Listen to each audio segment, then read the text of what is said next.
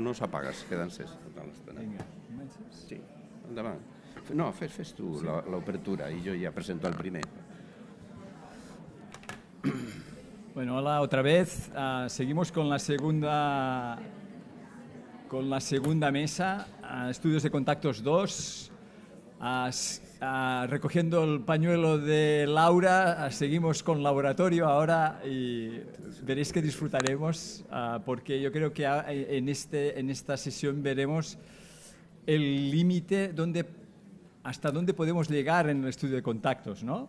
Teóricamente, lo que nos permite el laboratorio en estudios evolutivos, en secuencias, nos permite pues establecer la red más o menos objetiva de los casos. Aquí es donde tendríamos que llegar teóricamente.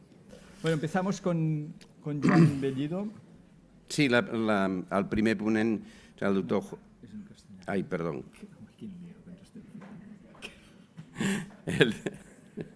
No, això és com el Congrés, no? També es pot parlar en català. Sí. Perdó. El primer ponente será el doctor Juan Bellido del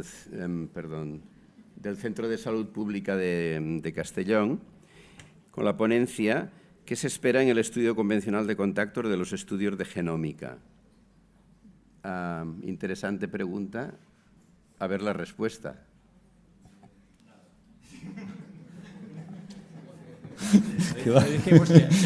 No, que se espera detrás. Adelante, Juan, cuando quieras. Se espera mucho, sí, ¿no? Los compañeros además con los que trabajo ha sido muy interesante y espero que lo siga siendo. Yo además subtitulé esto como en francés, que es qu'il y a derrière de les coulisses, que es que hay detrás del escenario, porque de alguna manera nosotros, los epidemiólogos que hacemos estudios convencionales de contactos, ¿no? Que aprovecho para recordar que pueden ser ascendentes, buscando a quién te ha contagiado, o descendentes, buscando a quién ha contagiado, aquí hacia arriba prima la radiografía y hacia abajo prima las pruebas de diagnóstico de latente y el seguimiento de conversiones. Y bueno, pues nosotros lo que vemos es un escenario y después de que la genómica pues, nos puede ayudar a quitar las cortinas y ver qué hay detrás de los bastidores y nos ayuda en ocasiones. Bien, tiene tres partes la intervención que voy a hacer. La primera es, bueno, muchas gracias a Joan, de verdad, y aprovecho también para agradecer a Carmen Serrano toda la parte de gestión, ya que ha sido mencionada esta mañana, se lo ha ganado muy bien. Y bueno, tiene tres partes. La primera es de antecedentes, cómo hemos llegado desde un servicio tan pequeñito como puede ser el de Castellón a trabajar con temas de genómica, pues por la fortuna que a 70 kilómetros al sur tenemos el centro de primero Fernando González y después con Iñaki Comas, que la verdad, y Mariana, que ha habido mucha relación antes de la pandemia, después durante la pandemia con COVID y secuenciaciones de COVID y después hemos seguido reemprendiendo el camino. Y después hablaré de lo que es el título, que se espera el estudio convencional, y al final os presentaré un caso de estudio que todavía está abierto. Estaba hablando ahora con una compañera, con Gabriela, también de Epidemiología de Castellón, que bueno, lo tenemos cerrado.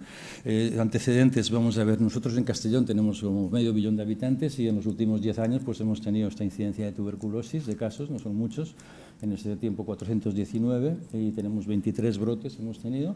Y después contactos hemos estudiado pues, la sección junto con medicina preventiva y junto con otros servicios, 4.750 y pico contactos con grandes variaciones. Estas son debidas sobre todo cuando hay residencias de ancianos en las cuales a lo mejor hacemos más de 100. Sí, hay estudios de contactos sobre el terreno también, saliendo como a la calle, como decía mi buen amigo Pérez Simón. Nosotros también trabajamos bastante en la calle. Estos son, después de esto, ya con genómica, antecedentes que hemos trabajado con el grupo de Valencia, pues sí, la verdad es que hacíamos con 78, nos pasaron casos, que teníamos 78 casos que nos dieron datos de genómica clasificados según el número de SNPs y nosotros pues lo comparábamos también con lo que nosotros teníamos de epidemiología convencional, digamos, y estuvimos pues bastante entretenidos mirando, hicimos una cosa muy clásica, a mí no me entretiene mucho esto porque es muy clásico, ¿no? O sea, compara a los pacientes con clúster, los aislados, los rápidos y tal, entonces bueno, esto lo hicimos, ya estábamos con genómica y epidemiología convencional. Después hicimos también una cosa que digamos, es una cosa exploratoria y que es metodológicamente reprobable. Nosotros cogíamos los datos que nos daba el grupo de secuenciación, nos daba los casos como pertenecientes a clúster muy probables, según el número de SNPs, eso 0 en este caso, como probable, poco probable y aislado. Eso eran las 4 clasificaciones de genómica que teníamos nosotros de los 70 y pico casos. Y nosotros lo que hicimos es revisitarlos de alguna manera, refinar en alguna palabra que están utilizando ahora también Darío y volverlos a mirar, ¿no? y clasificarlos. Claro, no se puede hacer un capa porque no son independientes las dos, pero de alguna manera nos atrevimos a hacerlo para ver si coincidíamos con ellos, o algunos que decían que eran pues, muy probables, nosotros no lo veíamos por ningún sitio, los clasificábamos como que no encontrábamos relación, serían estos 5 casos, pero ya digo, esto no hagáis caso, lo quito, y ya está, se ha acabado, no lo habéis visto. Entonces, pasamos. Y bueno, otra cosa que teníamos de antecedentes de nuestra colaboración con Genómica, lo traje aquí hace algunos en una sesión de las jornadas anterior, que eran varios brotes sobre el terreno. Un ejemplo era la confirmación de un brote claro, una residencia de ancianos, con 4 casos, pues la Genómica y nosotros coincidíamos plenamente. Digamos, era una cosa que hubiera sido sorprendente que no fuera así. Después hubo otro ejemplo que traje en su día, que era la ampliación de casos ya en el mundo, digamos, en algunos sitios. Hablaba con la doctora Quirós el otro día, me decía, sí, es el caso de los naranjos. Otros me decían que era el caso de las bicicletas, porque nosotros, para conseguir que mantuviera el tratamiento, en un caso muy complicado, al final vimos que hacía trapiches con bicicleta, pues le llevábamos una bicicleta, menos mal que acabó el tratamiento antes de que se nos acabaran las bicicletas. Entonces, bueno, ese era un caso que se amplió, era complicado, algunos tenían recaídas, como veis este caso tuvo 3. Después un caso bastante interesante que os detallaré ahora, un poquito más, que es el caso de la exclusión en un colegio que fue muy complicado, y después hablará también un brote escolar, que era en esta misma mesa, que lo tenéis aquí. Y bueno, ya comentaré ahora un poquito más de detalle, porque esto a mí me parece que se habla poco, pero es cuando nosotros nos permite excluir algunos casos con Genómica, no solamente asociar, sino precisamente este no está en nuestra cadena, cuando a lo mejor aparentemente sí, pero no lo vemos claro y tal. Y después otro que habla de las fronteras geográficas. Alguien ha habido una pregunta esta mañana sobre qué hacíamos con casos que quedaban lejos en otros sistemas CIVI, se ha comentado. Aquí nosotros tenemos un brote que presentó mi compañero Juan Carlos, era un restaurante, y que bueno, uno de los casos era en Pontevedra, y con la cooperación de Joan y del doctor Luis Anibarro, pues vino la cepa, el aislado de Pontevedra, vino a Castellón, lo secuenciamos y efectivamente era este caso primero de allí, del brote de un restaurante con 4 casos. Esto es como hemos llegado nosotros a trabajar desde Castellón con epidemiología convencional y genómica. Este caso del brote, como os digo, lo repaso brevemente, es un colegio muy grande con 1.400 alumnos, de 3 a 17 años, todos los ciclos, en el cual empezó todo con una niña de 3 años, que tenía en la aula infantil con 20 alumnos, y bueno, cuando empezamos a trabajar, hicimos el cribado, el primer cribado, y después el segundo, y hubo conversiones, o sea, lo que yo hacía en el segundo cribado era conversión, por tanto, infección reciente de los niños, y de esos 3, uno además era caso, por lo tanto teníamos un grupo de 20, pues aquello era difícil. Y con el tiempo, digamos que pasó el verano, y apareció un niño de 17 años de bachiller, otro caso de tuberculosis en ese colegio. Nosotros no encontrábamos ningún vínculo, ninguno. 1.400 niños. Entonces, aquí la genómica de alguna manera nos ayudó, como veréis ahora. La tensión epidémica aumentó, por supuesto.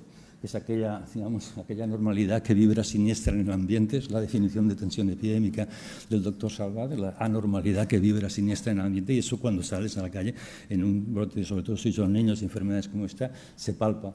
Entonces, bueno, se hizo la secuenciación, y esto pertenecía a una cadena de transmisión y esto pertenecía a otra. Con estos datos nosotros podíamos hablar delante de casi 200 padres diciéndolo que no tenían relación, que por mucho que se empeñaran, que no encontrábamos nada, es que no había nada entre estos dos. Y esto pues nos facilitó muchísimo lo que era ese trabajo. Fijaros la tuberculina, aquí lamento esta mañana, sí que es verdad, lo han dicho, me parece que más alumnos, aquí están rayados, pero estos son las 3 tuberculinas de los 3 casos del cribado, y esta es la radiografía del caso que fue caso de tuberculosis de estos 3 niños. Esto es nuestro trabajo de campo, son las enfermeras Lourdes y Noemí, que como veis a veces, pues en fin, se hace en condiciones, que estamos también trabajando, sí, con genómica, que es tecnológicamente muy avanzado, pero nosotros estamos pues sobre el terreno trabajando por allí. Esto es la pizarra en la cual nosotros no tenemos, digamos, por pensamiento, con las situaciones de genómica que cada vez son más bonitas. Esto es un rompecabezas, pero que nosotros lo estamos utilizando para, digamos, hacer el seguimiento de cada brote cuando es complicado. Después veréis otro que es el del brote actual. Entonces, bueno, insisto que eso no se ve muy bien, pero esto dura semanas y vamos a ir añadiendo la información que tenemos para, de alguna manera, dirigir las actuaciones. Por lo tanto, vamos a ver que la respuesta o la pregunta que me dijo Joan, que pusiéramos, ¿qué se espera en el estudio convencional de la genómica? Bueno, pues aquí, en principio, yo creo que hay varias cosas. Nosotros, no sé si lo habéis visto en la firma inicial de la primera diapositiva, yo hablo de alguna manera en representación del grupo interdepartamental de tuberculosis de Castellón, que se formó pues de manera casi por la fuerza de las cosas, es decir, por la necesidad que teníamos. Lo montaron los neumólogos de un hospital, Margarita Marín, la doctora Margarita Marín, que también está en un grupo de SEPAR, y entonces nos incorporamos epidemiólogos, también hay pediatras, están los radiólogos, cuidado, que está bien que estén los radiólogos. Tenemos ya, digamos, personas de trabajadores sociales, hay pediatría, como digo, hay atención primaria. Y bueno, intentamos de alguna manera conocernos y que las cosas fluyan por teléfono, solicitando cosas para el manejo de los casos difíciles. Y por lo tanto, cuando estamos también con MG, que sería microbiología, genómica y epidemiología, eso tiene que ser una relación muy estrecha, telefónica si es preciso, y tiene que compartirse información de manera bidireccional o tridireccional o como queráis llamarle. Y también, por supuesto, además de estas MG, pues social, neumología, radiología, atención primaria, medicina preventiva. De alguna manera estamos todos en ese grupo interdepartamental de tuberculosis, como os digo. Además de ese trabajo en estrecha colaboración, ahora voy a decir una cosa que me parece que a Joan le va a hacer gracia, porque hemos cantado en alguna ocasión, y yo le tengo manía a la expresión de información en tiempo real. Estoy hasta aquí, de ese lugar, no quiero tener las cosas en tiempo real, quiero tenerlas en tiempo suficiente. En meningitis meningocócica sí que la quiero en tiempo real, porque el periodo de incubación es cortito y las cosas van rápido, pero aquí pues me da igual que tarde una semana o dos, no nos podemos aclarar, y a eso le llamamos resultados compartidos en tiempo suficiente. Entonces, sí que es cierto que normalmente los grupos de genómica trabajan mucho en proyectos de investigación, aunque después se hablará de Aríos, que también trabajan muy vinculados con cosas en la práctica, con epidemiólogos y trabajo social, pero bueno, hemos de compartir los resultados. Y como estos grupos suelen trabajar bastante con proyectos de investigación, van a su ritmo, pero nosotros podemos hacer igual que hace una petición en radiología preferente, pues nosotros si lo justificamos, podríamos solicitar una secuenciación preferente. Tenemos dos casos del mismo país, peruanos hace poco, de la misma edad, varones, y vamos a ver si nos lo pueden secuenciar para nosotros y vamos a ampliar y hacer un estudio refinado de los contactos. Entonces, eso pedimos, en definitiva, llamamos a la puerta, oye, ¿nos podéis colar para hacernos esta secuenciación justificada? Por lo tanto, necesitamos, como estudios de contactos, que nos den los resultados, compartirlos en un tiempo suficiente para pues, ampliar, revisar casos, ampliar cadenas de transmisión, hacer descartes, como os decía antes, explicación de la transmisión y toma de decisiones en consecuencia. Después hay otro aspecto que también lo hemos comentado, que ha salido antes, tener en cuenta el área geográfico-administrativa. Claro, nosotros los datos que tenemos, cuando uno vive, como yo, cerca de una frontera, en el sentido de que nosotros estamos en Castellón y un poco más arriba está Tarragona, y más adentro está Teruel.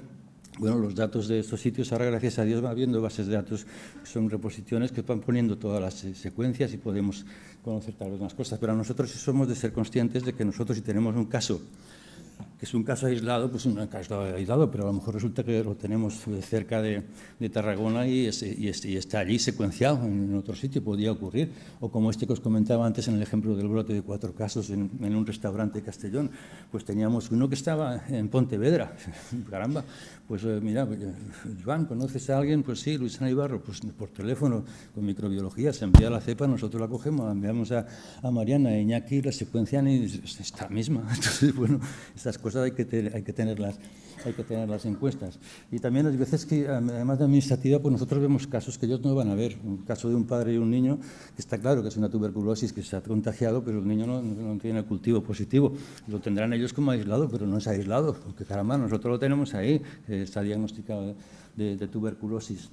Y después, un aspecto también que es un reto, yo creo que es un reto es que, digamos que cuando se incorpora los estudios de genómica, secuenciación completa, o las técnicas que sean moleculares, de alguna manera, en los brotes vemos muchas veces claro, como este que os decía yo antes del colegio de 1400, en los brotes vemos claro que nos ha ayudado. Hemos descartado ese caso. Claro, pero ¿cómo le explico yo esto al tipo que asigna los recursos para decir, no, hay que pagar genómica para que se haga y se incorpore este trabajo en los estudios de contactos? Entonces, hay veces que en los brotes es evidente. Para mí evidente es lo que se ve, no necesita pruebas, ¿lo ves? Y yo suelto esto, se va a caer. No, es que hay evidencia, no ves que se ha caído.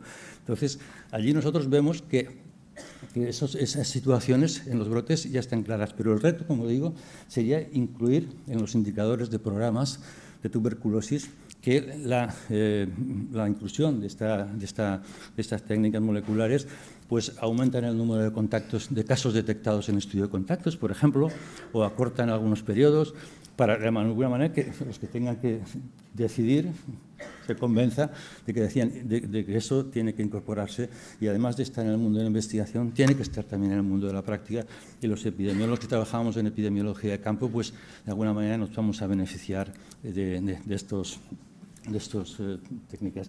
Y bueno, hay un aspecto que no está aquí, pero yo quiero recalcarlo, y que esta mañana también en las mesas fantásticas que ha habido, yo he disfrutado mucho, se ha hablado, porque ha hablado médicos, ha hablado enfermeros, pero todos han hablado de los agentes comunitarios de salud. Y eso es un aspecto fundamental. Eso es un aspecto fundamental que quiero subrayarlo, porque en los brotes de tuberculosis, esta mañana la doctora Malud de Souza también ha explicado los brotes, pero también lo ha hecho, a veces es que son imprescindibles. Nosotros, lamentablemente, no tenemos agentes comunitarios de salud, tal vez no haya un volumen suficiente de casos, pero recurrimos a las ONGs, a Cruz Roja o a quien sea. Y esto, aunque tengamos genómica, tenemos que tenerlo antes, ¿no? Porque es fundamental. Fíjense que el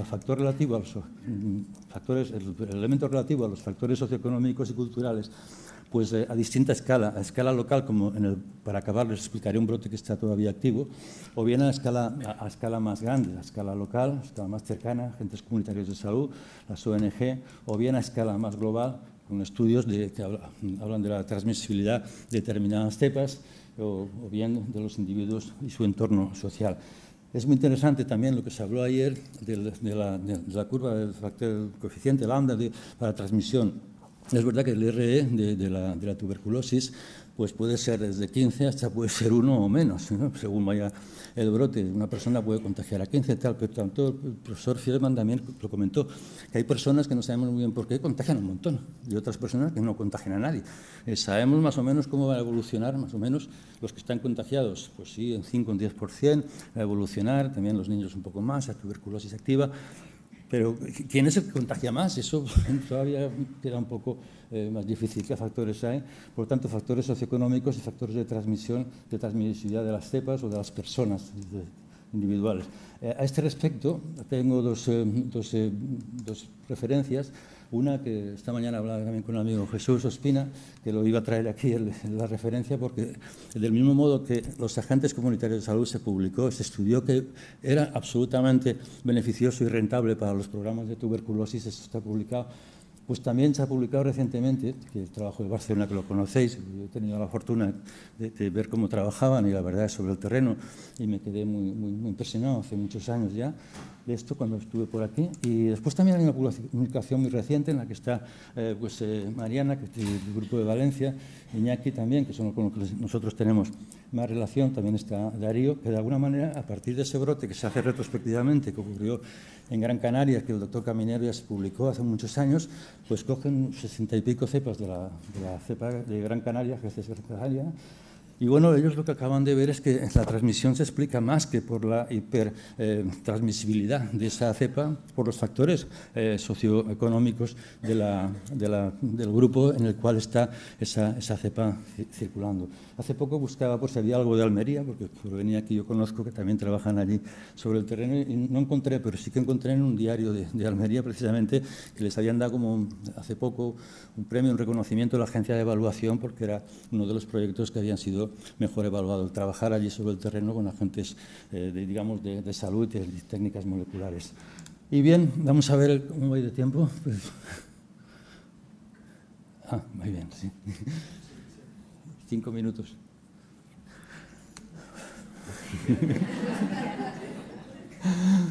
Es que soy muy malo midiendo tiempos. Y Joan me dijo, ¿tienes más tiempo? Y dije, pues vale. Pues caso práctico, ¿vale? Que lo he puesto, todavía no se ha acabado, estamos en ello, por lo tanto, a lo mejor esta tarde está acabado porque falta una secuenciación de uno, llamaré por teléfono, pero de momento no la tenemos. Bueno, ¿cómo empieza esto? Pues empieza como empieza tantas cosas con el caso índice. Ojo, que yo a veces veo una terminología, a mí como trabajador de investigación de campo me gusta distinguir entre el caso índice y el caso primario. El caso índice es el que nos mueve a salir. Y el caso primario es que si tú haces una cadena, es el primero. Hombre, no te vas a llegar a Adán y Eva, es el primero de tu cadena. Es decir, pero sí que es verdad que el caso índice es el caso que suena el teléfono del 27 de julio, es nuestro caso índice, pero va a ser el primario si yo no sé reconstruir la cadena del estudio de contactos hacia arriba, buscando que no contagia, pues será mi caso primario también, si hay una cadena. Pero si yo encuentro hacia arriba quién ha sido, pues mi caso primario no será el caso índice. ¿Okay? Entonces, yo utilizo esa terminología. Entonces, bueno, me gusta, he transcrito, parece que está en la radio, aprovecho para saludar a Salomé, que me estará escuchando por tele, mi hija. Bueno, el paciente se notifica en este caso, el 27 de julio, ¿no?, de este año, y esto escribe Sergio Viciedo, el residente que tenemos ahora ya se ha ido. El paciente levanta fuerte sensación de familiaridad en el equipo de epidemiología y tras revisar archivos fue un contacto que renunció a ser estudiado en el 2020. Y digo, caramba, esto me suena, ¿no? Porque, bueno, es así. Total que el colectivo pertenece a una población rumana, inmigrantes, con problemas sociales, de vivienda, conducta de trabajo, que están cerca en Burriana, en una zona, lo veréis. Burriana es una ciudad al lado de Castellón de 30.000 habitantes. Están en asentamientos. Ya necesitaremos a la Cruz Roja o a alguien, porque si no, mal, cuando salgamos a la calle. Pero bueno, ¿qué se hace? Pues para el 2 de agosto pasamos... Juan Carlos, un compañero médico de Juan Carlos Gascó, nos propone hacer un estudio de contactos con IGRA y radiografía de tórax en paralelo. Es decir, vamos a hacer búsqueda hacia atrás y hacia arriba porque la situación es complicada y el acceso a estas personas no será fácil. Vamos a hacerlo todo. Llamamos al Centro de Salud de Burriana, tienen para hacer radiografía y montamos el IGRA, se monta el equipo de enfermeras, Noemí, Esther, y salimos y nos vamos allí. El equipo está de acuerdo, se monta el material para salida y de acuerdo con la Cruz Roja, he avisado al Centro de Salud Primaria, microbiología, medicina preventiva, nos vamos para allí, se hace y el día 3 de agosto se detecta la placa de tórax de un caso secundario dentro de los que teníamos. Estas son, digamos, se hace la revisión de casos anteriores, nos vamos hasta 2015 porque este es un asentamiento que lleva allí mucho tiempo y hacemos, digamos, aquello que se ve. Ya veremos qué pasa con la genómica cuando se descorren las cortinas. Pero nosotros reconstruimos una cadena, que ahora lo veréis, desde el año 2015, que es compleja y que sea en ese colectivo de ahí. ¿Qué nos puede aportar la genómica en este caso concreto, no? Bueno, pues estas son las radiografías. Sí, para la población rumana tenemos la suerte que esté Gabriela, médico, que sabe rumano, y Viorica, una enfermera que también, y que una de las veces fuimos allí, era familia gitana además, y era una maravilla escucharlas, no entendía nada, pero me encantaba cómo hablaban tan ágilmente, y yo decía, pero Viorica, ¿qué dice? Entonces, bueno, todo fue bastante bien. Esta es la radiografía del caso que había renunciado en el año 2000 al estudio de contactos, él renunció y tenía el IGRA negativo en este momento, el IGRA negativo con esta placa, como veis ahí, el tubo 1 012 y el tubo 2 018, y tenía una radiografía anterior limpia, ¿no? En aquel momento. Aquí tenéis el TAC abajo, y este fue nuestro caso índice que nos movió, ¿vale? Cuando nosotros salimos a buscar hacia atrás, haciendo placa y IGRA paralelos, nos encontramos que en este caso, que estaba diagnosticado a los 6 días, el caso índice, esto fue del día 2 del 8, y este notificó el día 25 del 7. Como veis aquí ya salió, y Juan Carlos dijo, esto pinta mal, hay que moverse y tal. Bueno, pues vámonos para allí otra vez, y este es el TAC del hombre. Y bueno, allí teníamos en la zona, ya os digo, que venía a fijaros desde el año 2000, no me acuerdo cuánto, 2010, ya es un asentamiento más de 100 inmigrantes, forman un asentamiento ilegal en San Gregorio, que es una zona de Burriana. Esto es San Gregorio, Castellón está aquí arriba, más arriba del techo, esto es Burriana, esto es la zona de Castellón y esto es el San Gregorio. Por fortuna el centro de salud está ahí. A veces el viento viene a favor, porque ahí nos permitiría el tratamiento de infección latente, nos permitirá pues tenerlo cerca, porque ellos viven por esta zona de aquí, ¿de acuerdo? Esta es cuando nos vamos yendo, con el coche de la Cruz Roja delante, este es el coche Sanidad. sí, la doctora Quirós se reirá porque dice, el caso anterior fue el de los naranjos, este caso es el descampado, ahí no hay naranjos. Así que, bueno, esto es el anterior. Este sí que era el de los naranjos, estábamos trabajando allí en estas condiciones. Está claro que los factores sociales, aunque trabajemos, son fundamentales, ¿no? Aquí es con Guillermo, el de la Cruz Roja. Este sí que es en San Gregorio, es del 2018, cuando estábamos por allí buscando los contactos. Y este es el Gali Matías, que montamos también para empezar a verlo, pero esto no simplemente porque es como trabajamos. ¿Cómo empezó nuestro caso índice? Es este que os digo.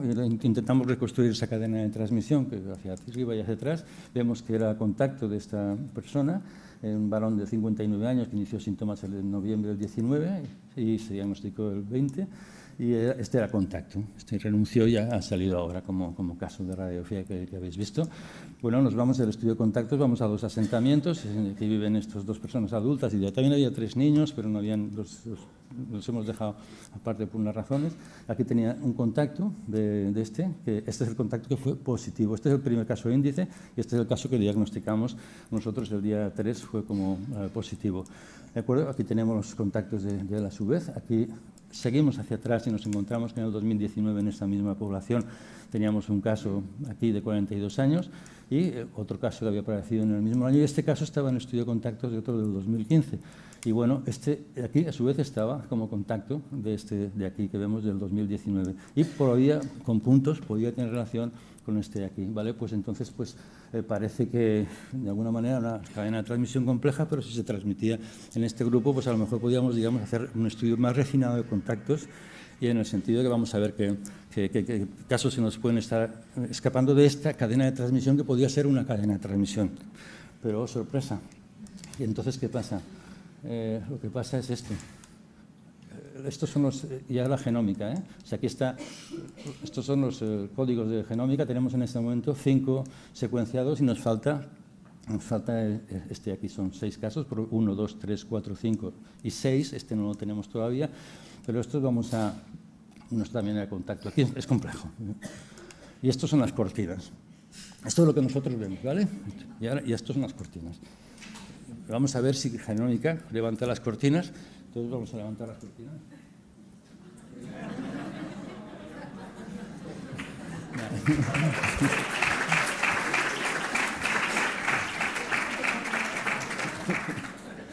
Ay, ¿cómo somos?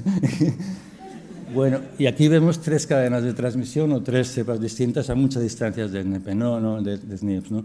Entonces tenemos esta que evidentemente, de aquí, ojo, este caso había tenido 3 sigras negativos en el estudio de contactos. Y aquí apareció en el hospital de psiquiatría como caso. Bastantes años después, si era pariente de él, después de 3 sigras negativos, es una tuberculosis. Y bueno, ahí lo tenemos con su cadena de transmisión. Este es consecuencia, está ligado a este de aquí y no a este, que a su vez está ligado con 5 casos de fuera de Castellón. De nuevo, el efecto frontera administrativa. Nosotros no teníamos a esos, claro, no lo teníamos porque no pertenecen a nuestra, digamos, como los burros, solamente vemos lo que tenemos aquí, claro, pero hay más cosas. Y bueno, esta es la situación en la cual ahora nos enfrentamos a qué actuaciones tenemos que hacer. No es lo mismo estar delante de una cadena de transmisión que pueden estar en la periferia de esos casos, en la proximidad, los contactos que debíamos ampliar, que a lo mejor tiene que hacer una ampliación a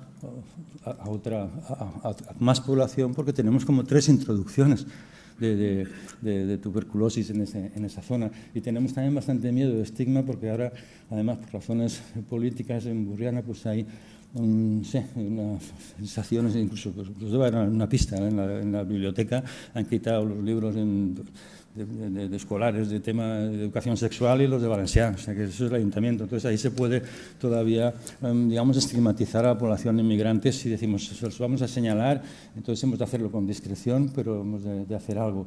Y bueno, pues esto era yendo, pues he llegado allí con este coche y volviendo, cuando dejamos a uno de los contactos, la acompañamos y la dejamos para que volviera a su casa. Esperamos que le vaya bien, pero desde luego necesitan, además de genómica, necesitan ayuda social, así que muchas gracias.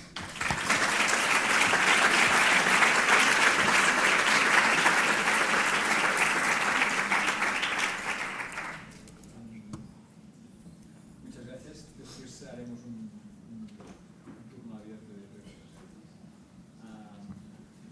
Es el momento de Bernard Perceval, que nos viene de la perspectiva One Health. Aquí nos vamos a la tuberculosis en animales y el uso de la secuenciación para identificar vías de transmisión también. Muchas gracias. Gracias, Iván, y gracias nuevamente por invitarnos a estas jornadas. La verdad que es un placer y la verdad que cada vez nos sentimos menos exóticos, todavía un poco, tengo que reconocerlo, pero cada vez menos, y está muy bien que la impronta de One Health se vaya implantando y que se consolide en el futuro. Bien, me presento, yo trabajo en el IRTA Cresa, soy investigador del IRTA Cresa, que es un centro de investigación en sanidad animal y también desde una perspectiva One Health. Y en concreto, en el campo, y estas son nuestras instalaciones, en el campus de la Universidad Autónoma, tenemos una unidad de alta biocontención, que podemos hacer experimentos con patógenos de nivel 3 en grandes animales.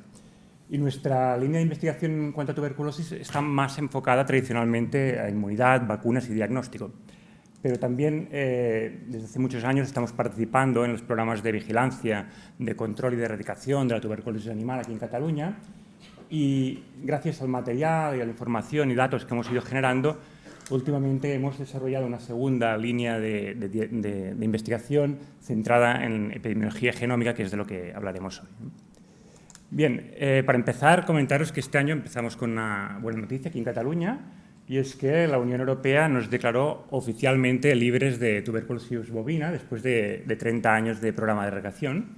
Aquí podéis ver cómo fue disminuyendo la prevalencia de rebaño, en este caso, y bueno, hemos conseguido unos niveles en los cuales se nos ha declarado oficialmente libres. Esto no quiere decir que hayamos erradicado la enfermedad, pero sí que nos mantenemos persistentemente bajo este umbral para conseguir este estatus. Bien, somos oficialmente libres de tuberculosis bovina, pero hace 3 años la OMSA, la Organización Mundial de Sanidad Animal, le cambió el nombre a la enfermedad y ahora ya le llama tuberculosis en mamíferos, porque es una enfermedad que afecta a diferentes hospedadores. Por lo tanto, tenemos poca tuberculosis en bovino, pero tenemos tuberculosis en otras especies. Estos son los últimos brotes que hemos tenido en Cataluña en los últimos años y, como podéis ver, los más importantes se caracterizan porque son brotes multihospedador. Hay diferentes especies involucradas en ellos. Y otra característica importante es que el jabalí está en todos ellos. Y un elemento importante es que los 3 últimos brotes de tuberculosis bovina por Mycobacterium bovis, los 3 últimos brotes, son brotes que llamamos reemergentes a largo plazo. Es decir, brotes causados por cepas que habían desaparecido durante más de una década y que han vuelto a aparecer en la misma área tras más de 10 años, ¿no? Y esto nos genera mucha preocupación y angustia incluso. Pero claro, quiere decir que en los próximos años tenemos que estar muy atentos de no perder esta situación. Bueno, ¿qué hacemos desde hace unos años nosotros en este programa de vigilancia y de erradicación? Pues estamos aplicando ya la secuenciación masiva en todos los rebaños e incluso en fauna silvestre, para intentar dilucidar cuáles son las cadenas de transmisión, el origen de brotes, etc. Nosotros tenemos una ventaja, y es que ya sea animales de caza o animales de producción, todos acaban muertos y nosotros podemos trabajar directamente con los tejidos. Podemos ir directamente a la lesión. Entonces, nos es relativamente fácil poder obtener aislados en cultivo. Esto vosotros ya sé que no lo podéis hacer, ¿no? Alguna ventaja tenemos. Cuando conseguimos un cultivo positivo y lo identificamos como complejo Mycobacterium tuberculosis, procedemos a hacer la secuenciación de genoma completo. En este caso, nosotros tenemos una colaboración con el USDA, con el Departamento de Agricultura de Estados Unidos. De hecho, enviamos las muestras ahí para secuenciar y utilizamos su pipeline bioinformático, utiliza el Mycobacterium bovis como referencia y a partir de aquí pues, obtenemos las cascadas de SNPs y hacemos el análisis filogenético pertinente. Bien, a nivel macro, estos serían los resultados que hemos obtenido en los últimos años. Básicamente tenemos secuencias desde el año 2005 hasta hoy. Y podemos decir que en Cataluña tenemos una gran diversidad genética, tanto de Mycobacterium bovis como de Mycobacterium capre en animales. Fundamentalmente del complejo clonal europeo 2, que le llamamos nosotros, que lo tenemos en diferentes hospedadores, pero también del europeo 1, que es más prevalente en las Islas Británicas, el europeo 3, que es más prevalente en Francia, incluso fuera de estos 3 grandes complejos clonales. A nivel de Mycobacterium capre también tenemos un gran grupo filogenético, que es el endémico ibérico, y uno que proviene básicamente de bovinos que importamos del este de Europa. Bueno, en un estudio retrospectivo de Mycobacterium bovis entre los años 2008 y 2018 hemos podido clasificar nuestras cepas hasta en 7 grupos filogenéticos diferentes, 7 grandes grupos, cosa que nos da bastantes ventajas respecto al DVR polytyping, que es la técnica de tipificación clásica que veníamos utilizando. Y a partir de estos grupos pues podemos implementar diferentes modelos de creación de redes, como por ejemplo el Minimum Spanning Tree, y a partir de aquí ver cómo han evolucionado estas cepas e inferir cuáles son los eventos más probables de transmisión que han sucedido.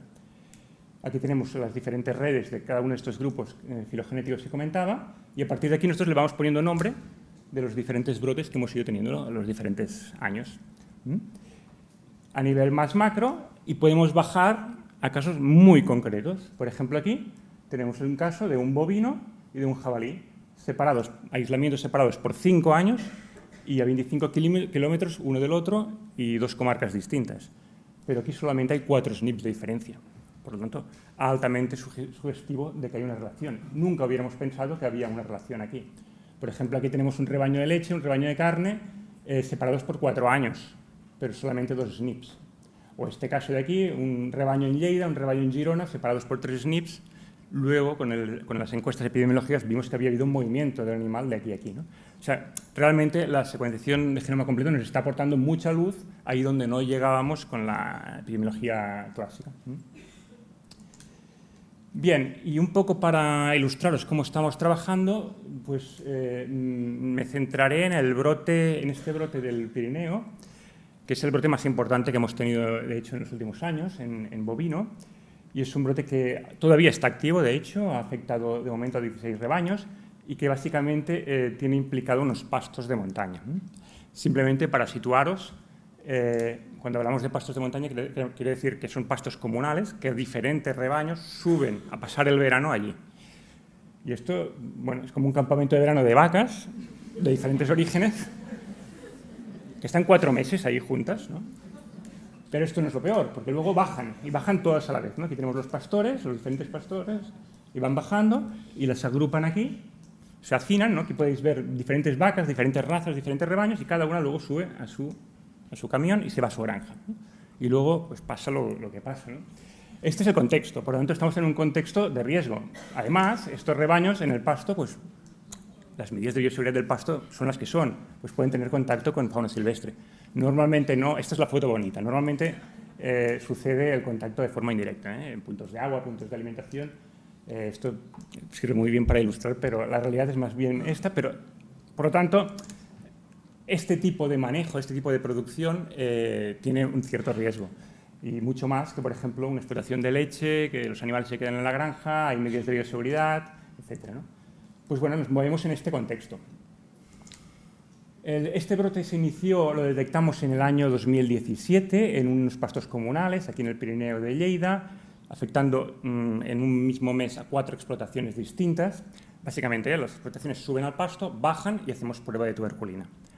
Una ventaja que tenemos, todos los rebaños son sometidos anualmente a pruebas de tuberculina. Si todos los animales se someten anualmente a pruebas de tuberculina. Esto nos permite pues, detectar más o menos temprano a los brotes, ¿no? Bueno, cuando bajaron de pastos detectamos 4 explotaciones positivas y en los meses posteriores pues, empezamos a detectar otras explotaciones positivas que ya no habían estado en el pasto, que no habían tenido contacto directo con estas que habían ido a pastar, en los valles colindantes. Bueno, nosotros otra ventaja que tenemos. Nosotros hacemos prueba y sacrificio. Animal positivo, animal que va a matadero. Entonces, esta es otra ventaja que tenemos.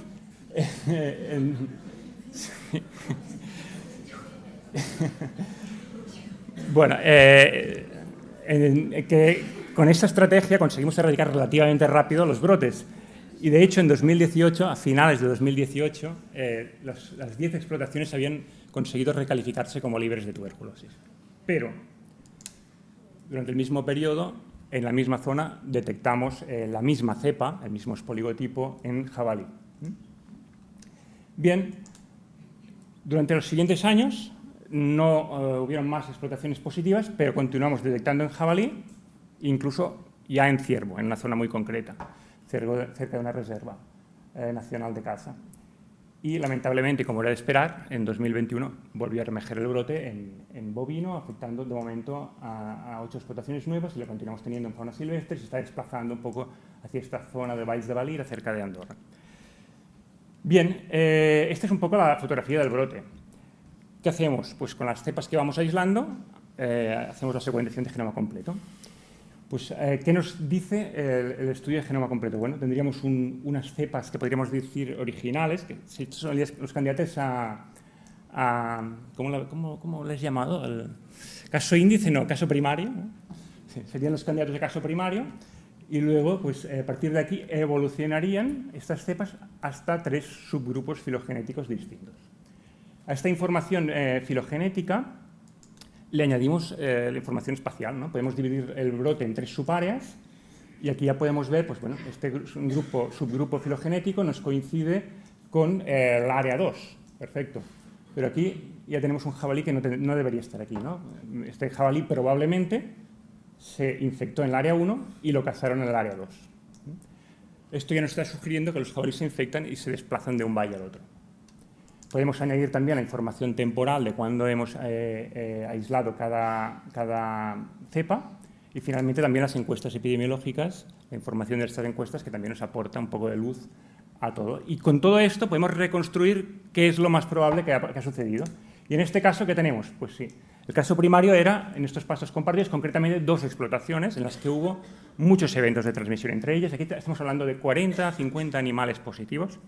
2 explotaciones, pero 40 o 50 animales positivos, estuvieron todo en verano transmitiendo la infección y excretándola al medio, excretando las bacterias al medio.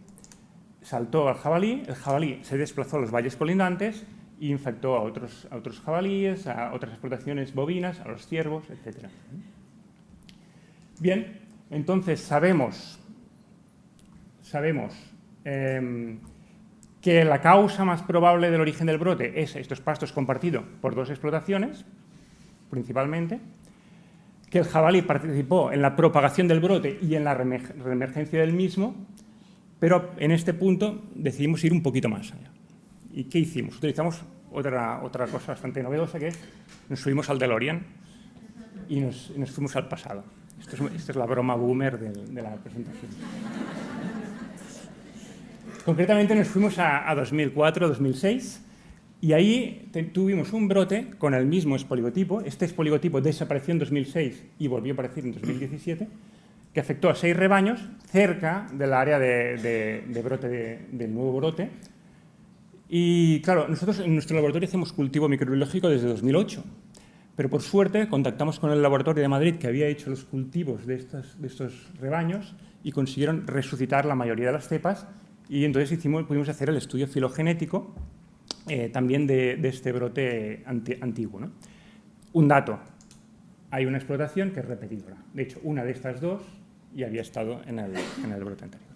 Este es bastante sugerente, ¿no? Bien, entonces el estudio filogenético del brote antiguo, ¿qué nos dijo? Pues bien, en el brote antiguo podíamos dividirlo a su vez en 2 subgrupos, un grupo con esta explotación reincidente y el otro con el resto. Y además, el nuevo brote, diríamos, evoluciona a partir de las cepas de la explotación reincidente, y la explotación reincidente es una de las originales del brote.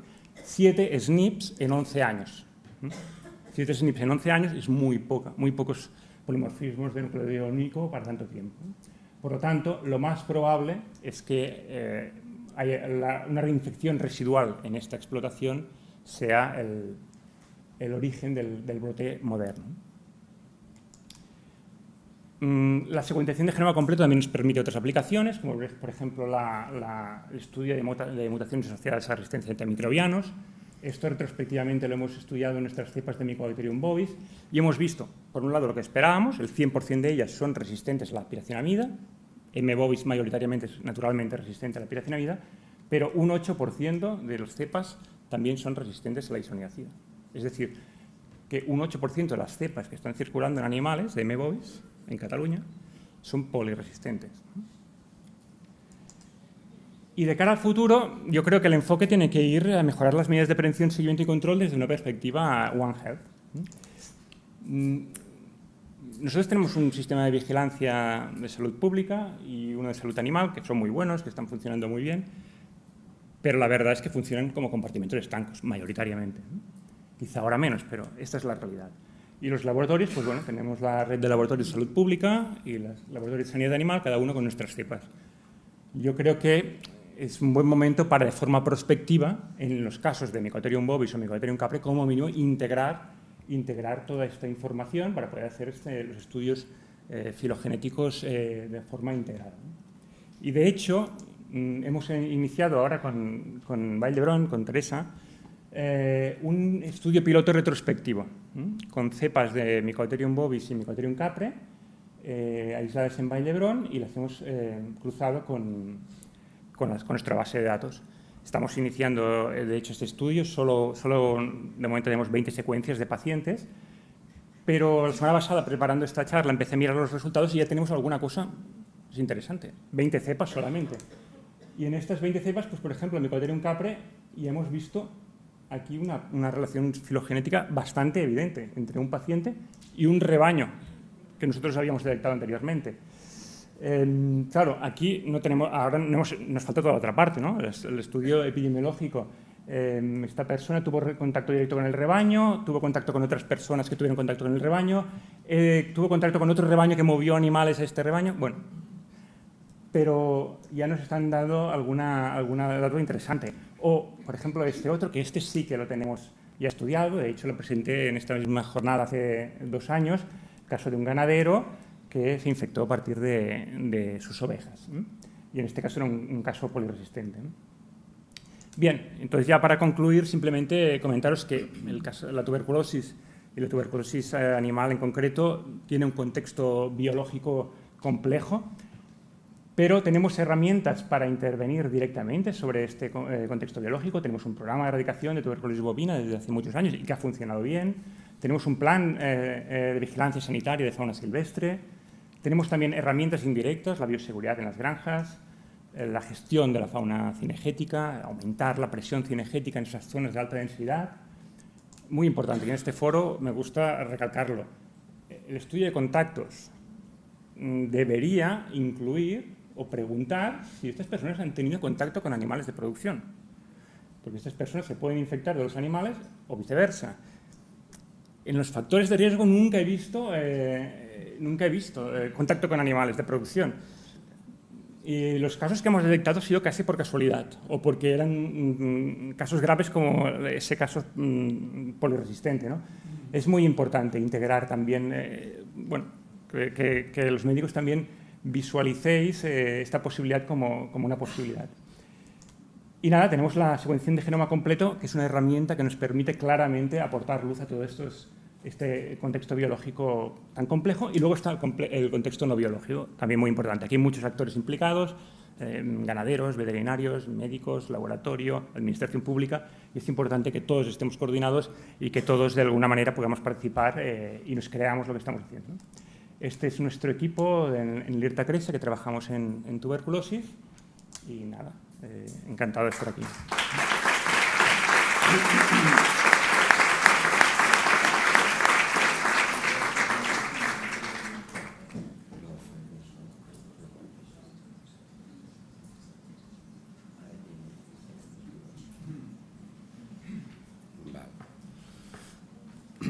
Bien, pues pasamos a la siguiente ponencia. Tuberculosis, epidemiología genómica de la tuberculosis en Cataluña, aplicabilidad de la secuenciación genómica completa, brote de tuberculosis en una escuela. Creo que empieza Verónica. Verónica Saludes, bióloga del Servicio de Microbiología del Hospital Germans Trias y Pujol. Y después, en segundo lugar, habrá otra parte de presentación que será Elisabet Sicard. ¿Puede ser? ¿Sí? Ok. Y otro de los autores que está aquí, que es Raquel Prieto, que no sé si participa, creo que no directamente. Sí, sí participa. ¿Sí? ¿Presentará también? Ok. Adelante. Buenos días a todos. Para mí, para el Laboratorio de Servicio de Microbiología del Hospital Germans Trias y Pujol, es un placer estar aquí hoy para poder explicaros la estrategia TBSEC y su estado actual también cómo comenzó. Y pasaré a explicar la primera parte, que sería el estudio de la epidemiología genómica de la tuberculosis en Cataluña. Bueno, como bien se ha ido explicando durante ayer y hoy, el estudio de contactos es una de las estrategias fundamentales para prevenir y controlar la tuberculosis. Sin embargo, a menudo es difícil saber si el caso índice es realmente el caso fuente que promovió la transmisión, como bien decía el doctor Bellido, y también identificar a todos los casos secundarios.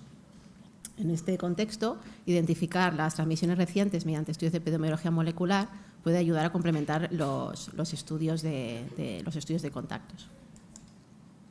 Pues bien, a partir de los cultivos de tuberculosis disponibles, de los casos notificados de tuberculosis, podemos realizar la secuenciación del genoma completo bacteriano. Son muchos los estudios que avalan que la secuenciación de genoma completo tiene mayor poder resolutivo a la hora de resolver los brotes del complejo Mycobacterium tuberculosis en comparación con el genotipado convencional, dado principalmente porque el genotipado convencional únicamente analiza una pequeña porción del genoma. Una vez tenemos las secuencias de genoma completo bacteriano, se puede inferir, mediante análisis filogenético, se puede identificar aquellas cepas que comparten un ancestro común, y también podemos calcular la distancia genética calculando el número de polimorfismo de nucleótido único que hay entre pares de secuencias. Con estos datos definiremos un clúster de Mycobacterium tuberculosis complex como aquellas agrupaciones que contengan más de 2 casos, que compartan un ancestro común y que se diferencien en un máximo de 15 SNPs. Además, los eventos de transmisión dentro de un clúster se podrán clasificar como transmisión reciente, aquellos clústeres que contengan máximo 5 SNPs. Estos habrán tenido principalmente lugar en un periodo inferior a 2 años o máximo de 5 años. Son en estos clústeres de transmisión reciente donde las autoridades en salud pública deberán centrar sus esfuerzos porque la asociación epidemiológica entre estos casos será muy probable. Bueno, muchos de vosotros sabéis que son varias las aplicaciones de la epidemiología genómica, entre ellas caracterizar las cepas circulantes, ya sea a nivel de linajes o de resistencias a los antibióticos. También permite diferenciar la reinfección del fracaso terapéutico o recidiva, pero cuando la epidemiología genómica se combina con la epidemiología clásica, el nivel de resolución de esta metodología aumenta. Entonces podemos identificar con mayor resolución los clústeres de transmisión reciente, tanto locales como transfronterizos, y así identificar factores asociados a estar en clúster. También permitirá identificar aquellos casos que no pertenezcan a un clúster.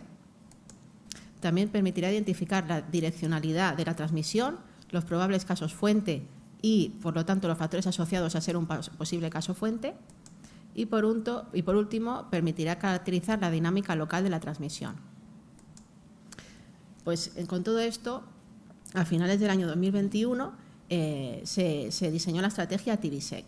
Esta estrategia inicialmente se planteó como un estudio piloto que pretendía principalmente transferir el conocimiento que tenía el Instituto de Biomedicina de Valencia en el estudio de genómica de la tuberculosis desde hacía muchos años en la Comunidad Valenciana hacia el Servicio de Microbiología del Hospital Germans Trias i Pujol, con el objetivo final de integrar la genómica de Mycobacterium tuberculosis complex en las actividades formales de vigilancia epidemiológica para mejorar el control y la prevención de la tuberculosis en Cataluña. Esta iniciativa confluyó con la decisión de salud pública de apostar e incluir la genómica de la tuberculosis en el programa de control de Cataluña. Se implementó finalmente esta estrategia en septiembre del año 2022 y con ella se pretende complementar el estudio de contactos, detectar y estudiar y monitorizar los brotes, evaluar las dinámicas de transmisión y diseñar estrategias dirigidas de prevención y control. Para ello, bajo el paraguas del Servei de Prevención y Control de la Tuberculosis de la Agencia de Salud Pública de Cataluña, actúan como colaboradores el Servicio de Microbiología del Hospital Germans Trias i Pujol, el Instituto de Biomedicina de Valencia, la Red de Laboratorios de Cataluña y Serveis Clínics, la Agencia de Salud Pública de Barcelona y los servicios de vigilancia epidemiológica territoriales. Desde finales del año 2021, diciembre de 2021, se están secuenciando todos los cultivos positivos, tanto de tuberculosis pulmonar como extrapulmonar, y también se están secuenciando aquellos casos que, a petición del Servicio de Vigilancia Epidemiológica, pertenezcan a un posible brote y, por lo tanto, se pueden incluir casos retrospectivos.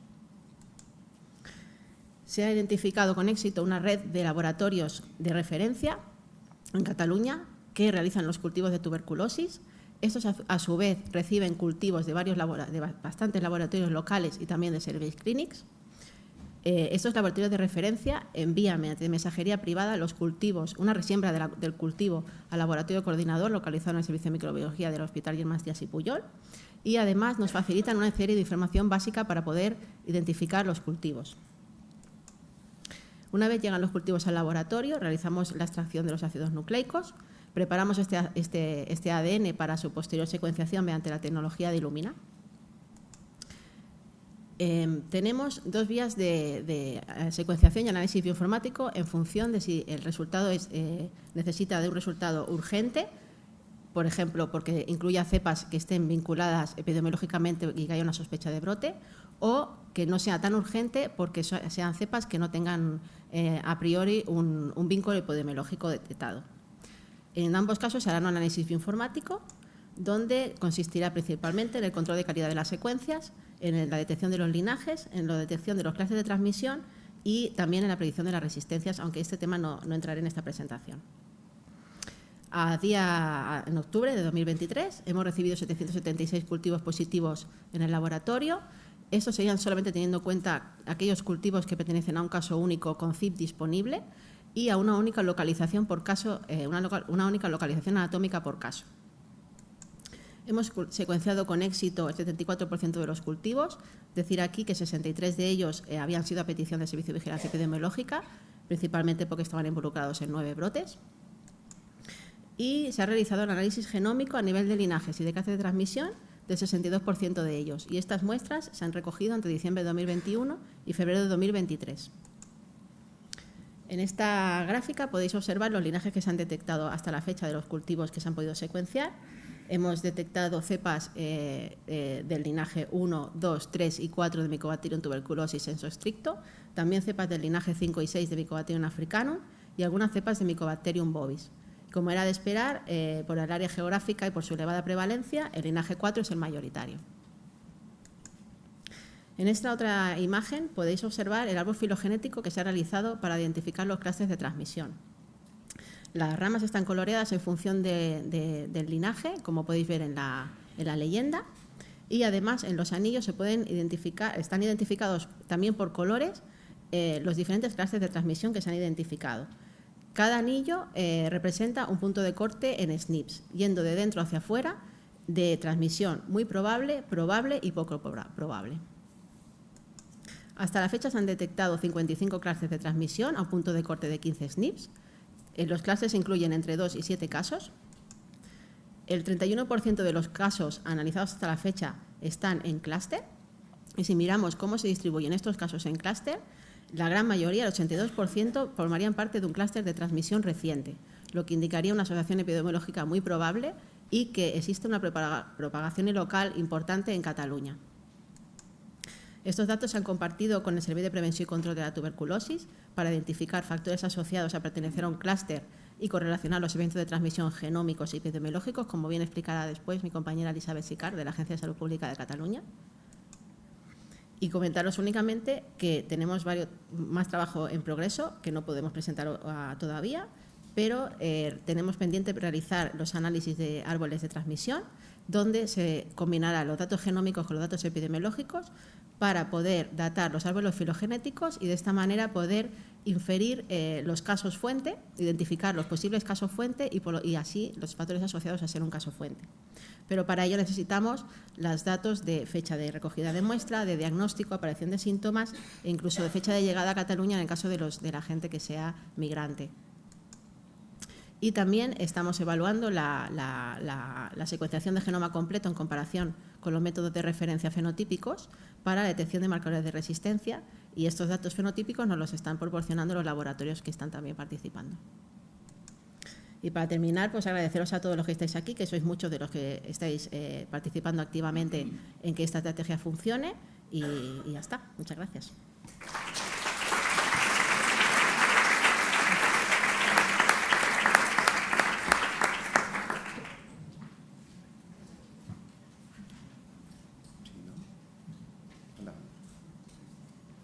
Elisabet Sicard.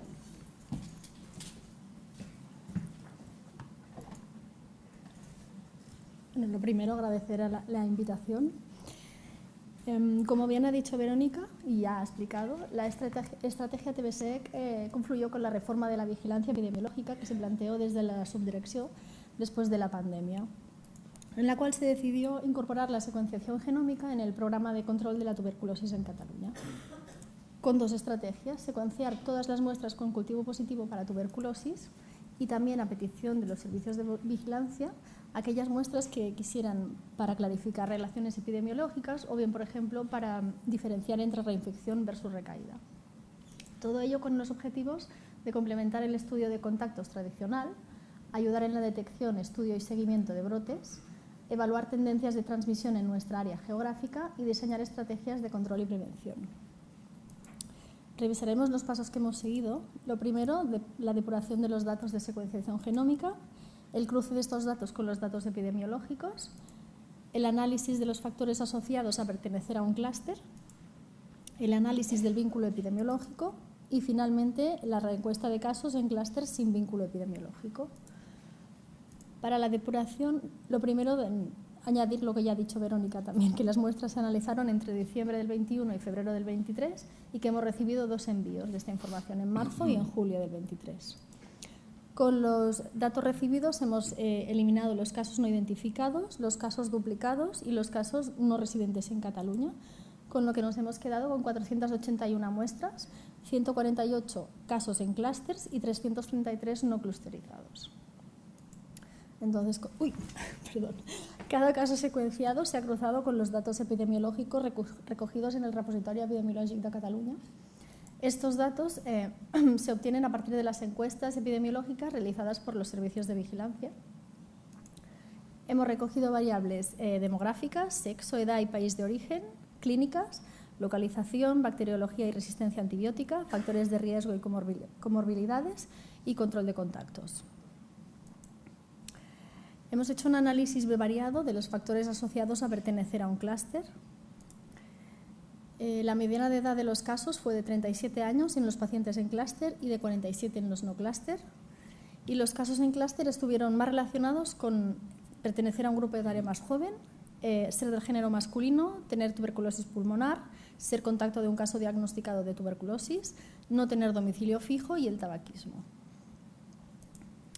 Para el análisis del vínculo epidemiológico se contrastan los eventos de transmisión identificados genómicamente, es decir, los clúster, con los eventos con vínculo epidemiológico detectado mediante el estudio tradicional de contactos, es decir, los brotes. Vamos a poner un ejemplo, son datos ficticios para verlo más claro. Estas son 6 muestras que pertenecen al clúster 55, todos con 0,5 SNPs de diferencia. Esta es la parte de información genómica. Lo cruzamos con la información epidemiológica. Vemos que los 2 primeros casos pertenecen al mismo brote, con lo cual podemos determinar que sí hay un vínculo epidemiológico establecido previamente.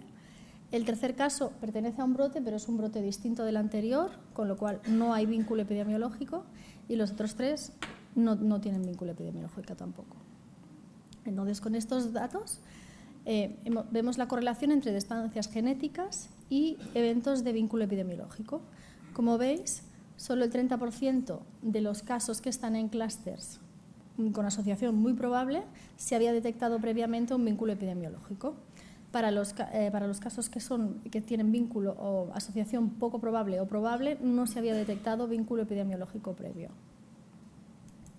Entonces, a nivel de la xarxa epidemiológica, hemos decidido centrarnos en estos casos, que son los que tienen un grado de asociación genómica muy probable, pero que no se ha detectado el vínculo epidemiológico con los estudios tradicionales, para realizar las reencuestas.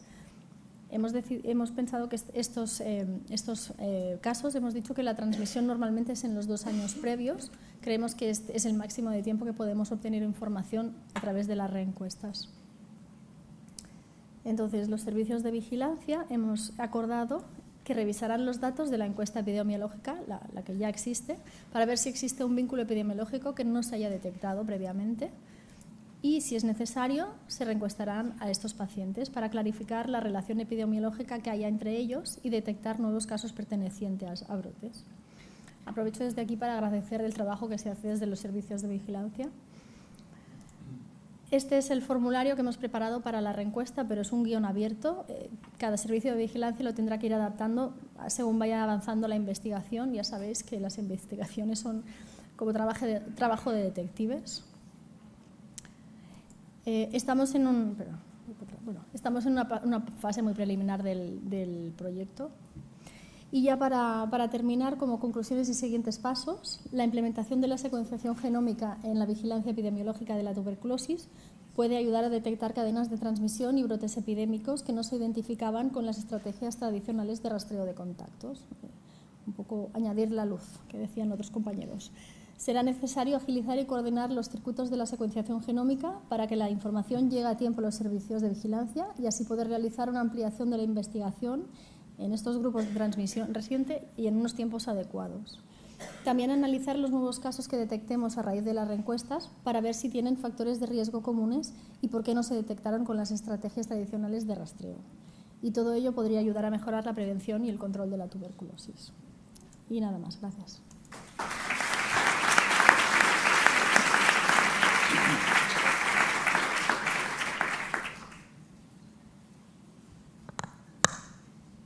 Raquel Prieto.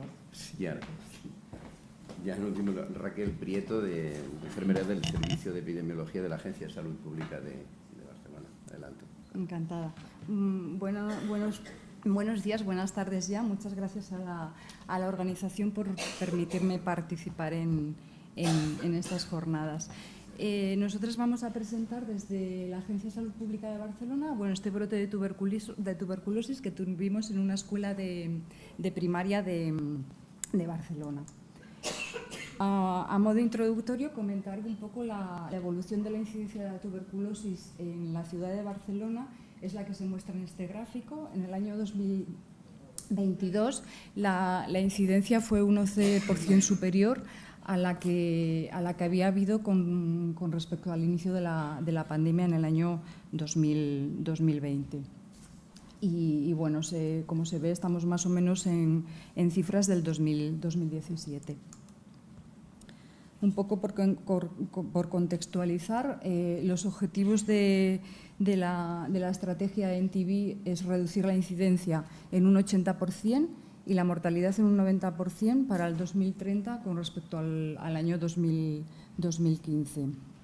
Para conseguir estos objetivos es fundamental, un pilar fundamental es la realización de los estudios de contactos que desde la Agencia de Salud Pública de Barcelona se realiza de manera sistémica y siguiendo, como ya se ha comentado en otras ponencias, el sistema de círculos concéntricos. El objetivo que nos planteamos fue mostrar cómo se desarrolló la investigación del brote en esta escuela de primaria y las acciones que llevamos a cabo para poder conocer la fuente de infección e interrumpir de esta manera la cadena de transmisión y prevenir posibles casos futuros. Nos planteamos, bueno, a finales de junio del 22 nos fue notificado un caso de tuberculosis pulmonar en esta escuela de primaria. Entonces nos planteamos la búsqueda de contactos estrechos, que se redujo inicialmente al grupo clase, era una niña, y posteriormente se tuvo que ampliar el estudio a toda la escuela debido a la alta prevalencia encontrada en este grupo clase. Una vez estas primeras intervenciones fueron realizadas, las personas que fueron detectadas mediante la prueba de la tuberculina positiva se derivaban a la unidad de Drasanas, que es donde nosotras habitualmente derivamos a nuestros contactos positivos para seguimiento e instauración de tratamientos si fuera necesario. Señalar en este punto que la visita del edificio fue también muy importante, bueno, por las características de la escuela. Se trataba de una escuela pequeña y con espacios mal ventilados. Estos son los resultados que obtuvimos en la primera revisión. Como ha comentado también Juan Bellido, ponemos caso índice porque, bueno, pues a partir de este caso se inició el estudio de contactos. Era una niña de 10 años que había iniciado sintomatología a comienzos del mes de junio, una tuberculosis pulmonar no bacilífera, no se identificó el bacilo. El total de personas expuestas fueron 31. La frecuencia, el porcentaje de positividad de la prueba de la tuberculina, como se ve en el gráfico, fue de un 38,7%. Y después de la visita a la unidad de tuberculosis de Drasanas se diagnosticaron 9 infecciones latentes, 8 de ellas en infantes y una maestra, y un caso de tuberculosis. A raíz de estos estudios, como hemos comentado con anterioridad, se amplió el estudio a toda la escuela. En esta segunda revisión se estudiaron 218 personas.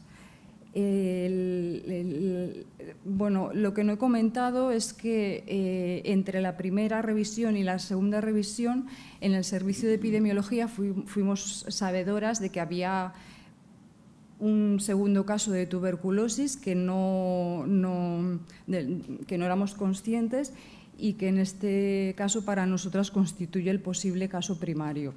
Era una niña de 9 años que inició síntomas a comienzos del mes de mayo, que en este caso sí que hubo una identificación del bacilo y bueno, en esta segunda revisión los resultados son estos, ¿no? El 11,5% de las personas dieron positivo a la prueba de la tuberculina. Aquí no está registrado, pero en el grupo clase de esta niña, que para nosotros es el posible caso primario, el porcentaje de positividad fue del 40%. Y bueno, luego se observan los resultados de infecciones latentes y de tuberculosis, son los que se observan en el gráfico. Señalar esto, ¿no? Que en el grupo clase de esta niña, en EP4, había 7 infecciones latentes y 3 diagnósticos más de tuberculosis.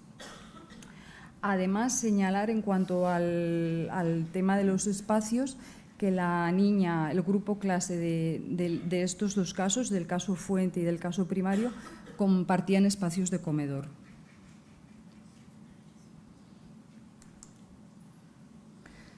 Después de estos resultados y a la vista de estos resultados, se hizo el estudio de todos los núcleos de convivencia de las niñas diagnosticadas de tuberculosis. Digo niñas porque todo fueron niñas. Y también se revisaron las historias clínicas de las personas con diagnóstico de infección latente.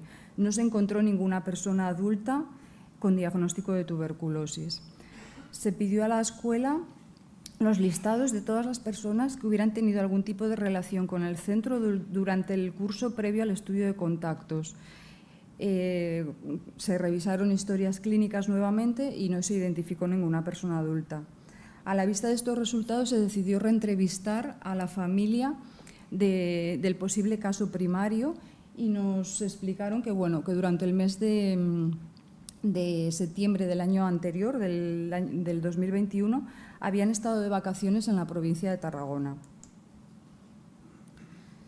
Esto es muy importante porque, bueno, a partir de este momento pedimos colaboración al grupo de microbiología de secuenciación genómica de Canruti y identificaron una persona adulta que tenía la misma cepa que la niña que para nosotros era nuestro posible caso fuente. Lo que sí que es cierto es que esta persona fue diagnosticada una vez ingresada en UCI y no tenía conocimiento de la enfermedad previo a este ingreso. Tanto la niña como la persona ingresada en Tarragona pertenecen a este clúster número 21, que bueno, esta información del árbol filogenético nos lo proporcionaron desde Canruti. Hemos hecho estudio, intentado encontrar vínculo epidemiológico con todos los casos que está dentro de este clúster, que además la separación de SNPes es de 0,5, o sea, es contagio muy reciente y no hemos podido identificar el caso fuente de nuestro posible caso fuente, ¿no? No ha sido posible. Además, como comentaba Como comentaba también Verónica y Elizabeth, desde Vigilancia pedimos la secuenciación genómica de todas las personas diagnosticadas de tuberculosis, tanto en el barrio de la escuela como en la provincia de Tarragona, para poder identificar este caso primario, y no ha sido posible, no lo hemos identificado. Como conclusiones, comentar la importancia de la realización de los estudios de contactos como un pilar fundamental para poder cortar cadenas de transmisión. La importancia de estos estudios de manera no solo descendente, sino también ascendente. Incidir en un tema que ya se ha comentado, pero que pienso que en este caso es clave, que es no solo valorar el tiempo de exposición, sino los espacios. La escuela realmente era una escuela pequeñita y mal ventilada. Incidir en la importancia de la secuenciación genómica como pieza fundamental para complementar los estudios desde vigilancia epidemiológica, y viceversa. A veces, una vez que tengamos la secuenciación genómica, es posible identificar casos que tienen vínculo epidemiológico y que si no hubiéramos identificado. Subrayar la importancia de una acción multidisciplinar que incluya a todos los actores: vigilancia epidemiológica, unidades clínicas y laboratorio. Y simplemente agradecer a la parte clínica, la unidad de tuberculosis de Drasanas, a la secuenciación genómica, Hospital Germán Stians y Pujol, y por supuestísimo a todo el equipo de epidemiología de la Agencia de Salud Pública de Barcelona. Gracias.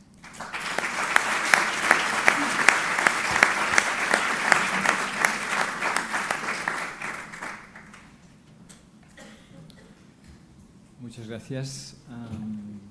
Ahora es el momento para Darío García de Viedma, que nos hablará de la genómica rápida y epidemiología refinada. Venga, Darío, danos una lección. Hola a todos. Es un gusto estar otro año aquí, como siempre. Gracias a Joan por habernos invitado de nuevo. Bien, los que ya me conocéis sabéis que llevamos ya no sé cuántos años, más de 20, trabajando en Almería. Almería, una población epidemiológicamente compleja, por las razones que veis en la imagen, ¿no? Una gran cantidad de la provincia con agricultura intensiva, que ha supuesto un efecto llamada durante las últimas 2 décadas para la población migrante africana. Esto explica por qué las cifras que os pongo en la diapositiva, ¿no? En el año 2022, el 75% del total de casos de tuberculosis en esta provincia corresponde a migrantes, y también explica el por qué en Almería las tasas de incidencia son 4 o 5 veces el promedio que tenemos en el resto del país. Bien, como habéis visto en algunas de las presentaciones anteriores, en epidemiología genómica normalmente se trabaja en lo que a mí me gusta llamar un análisis cuantitativo. Es decir, utilizamos la genómica como una simple regla de medir distancias genómicas, y como han comentado los compañeros, estas distancias genómicas descansan en el número de mutaciones puntuales o SNPs que tenemos entre las diferentes cepas. Es decir, simplemente comparamos las secuencias entre las cepas, contamos el número de SNPs, y como hace años se publicó los umbrales de diferencia por los cuales consideramos que 2 aislados de pacientes distintos son la misma cepa o no, estos umbrales eran, como ya os han comentado, menos de 5 SNPs, consideramos que todas estas cepas forman parte de una misma cadena de transmisión, de un mismo clúster, dada la enorme similitud genómica entre las cepas. Y en cambio, si tenemos más de 12 SNPs, desde el punto de vista de la transmisión no nos preocupa, porque consideramos que son cepas no relacionadas. Pero en Almería, dada esta complejidad, desde el principio consideramos que este análisis cuantitativo, que es muy útil, ¿no?, para identificar clústeres y no clústeres, se nos quedaba corto, era insuficiente. Y entonces hemos empezado a hacer un análisis que denominamos más cualitativo. En este análisis cualitativo lo que hacemos es no solo contar número de SNPs, es ir un poco más allá de esto, es dibujar esos SNPs como están distribuidos a lo largo de la red de relaciones genómicas de estos pacientes. Y la manera en la que lo representamos es esta de aquí. Estos son nuestras redes genómicas, cada letra es un paciente, y esto lo tenéis que manejar como una especie de árbol genealógico. Es decir, a partir de un paciente la cepa se va transmitiendo, va evolucionando y va adquiriendo más o menos SNPs. Cada punto en la red corresponde a un SNP. ¿Qué pretendemos con esto? Bueno, pues inferir una serie de información que va más allá de decir si están en clúster o no, sino que nos permite extraer información muy valiosa. Fijaos, por ejemplo, ahí veis que B y C están directamente conectados y, por tanto, podemos asumir que esos dos pacientes muy probablemente pueden tener una transmisión directa, paciente-paciente. Sin embargo, C y D veis que no están directamente conectados. En esos casos no debemos obsesionarnos en buscar un vínculo entre C y D, sino que probablemente B es el responsable de transmisiones independientes hacia C y hacia D. Es decir, una información más refinada que va a ayudar mucho, como veréis, en la investigación epidemiológica.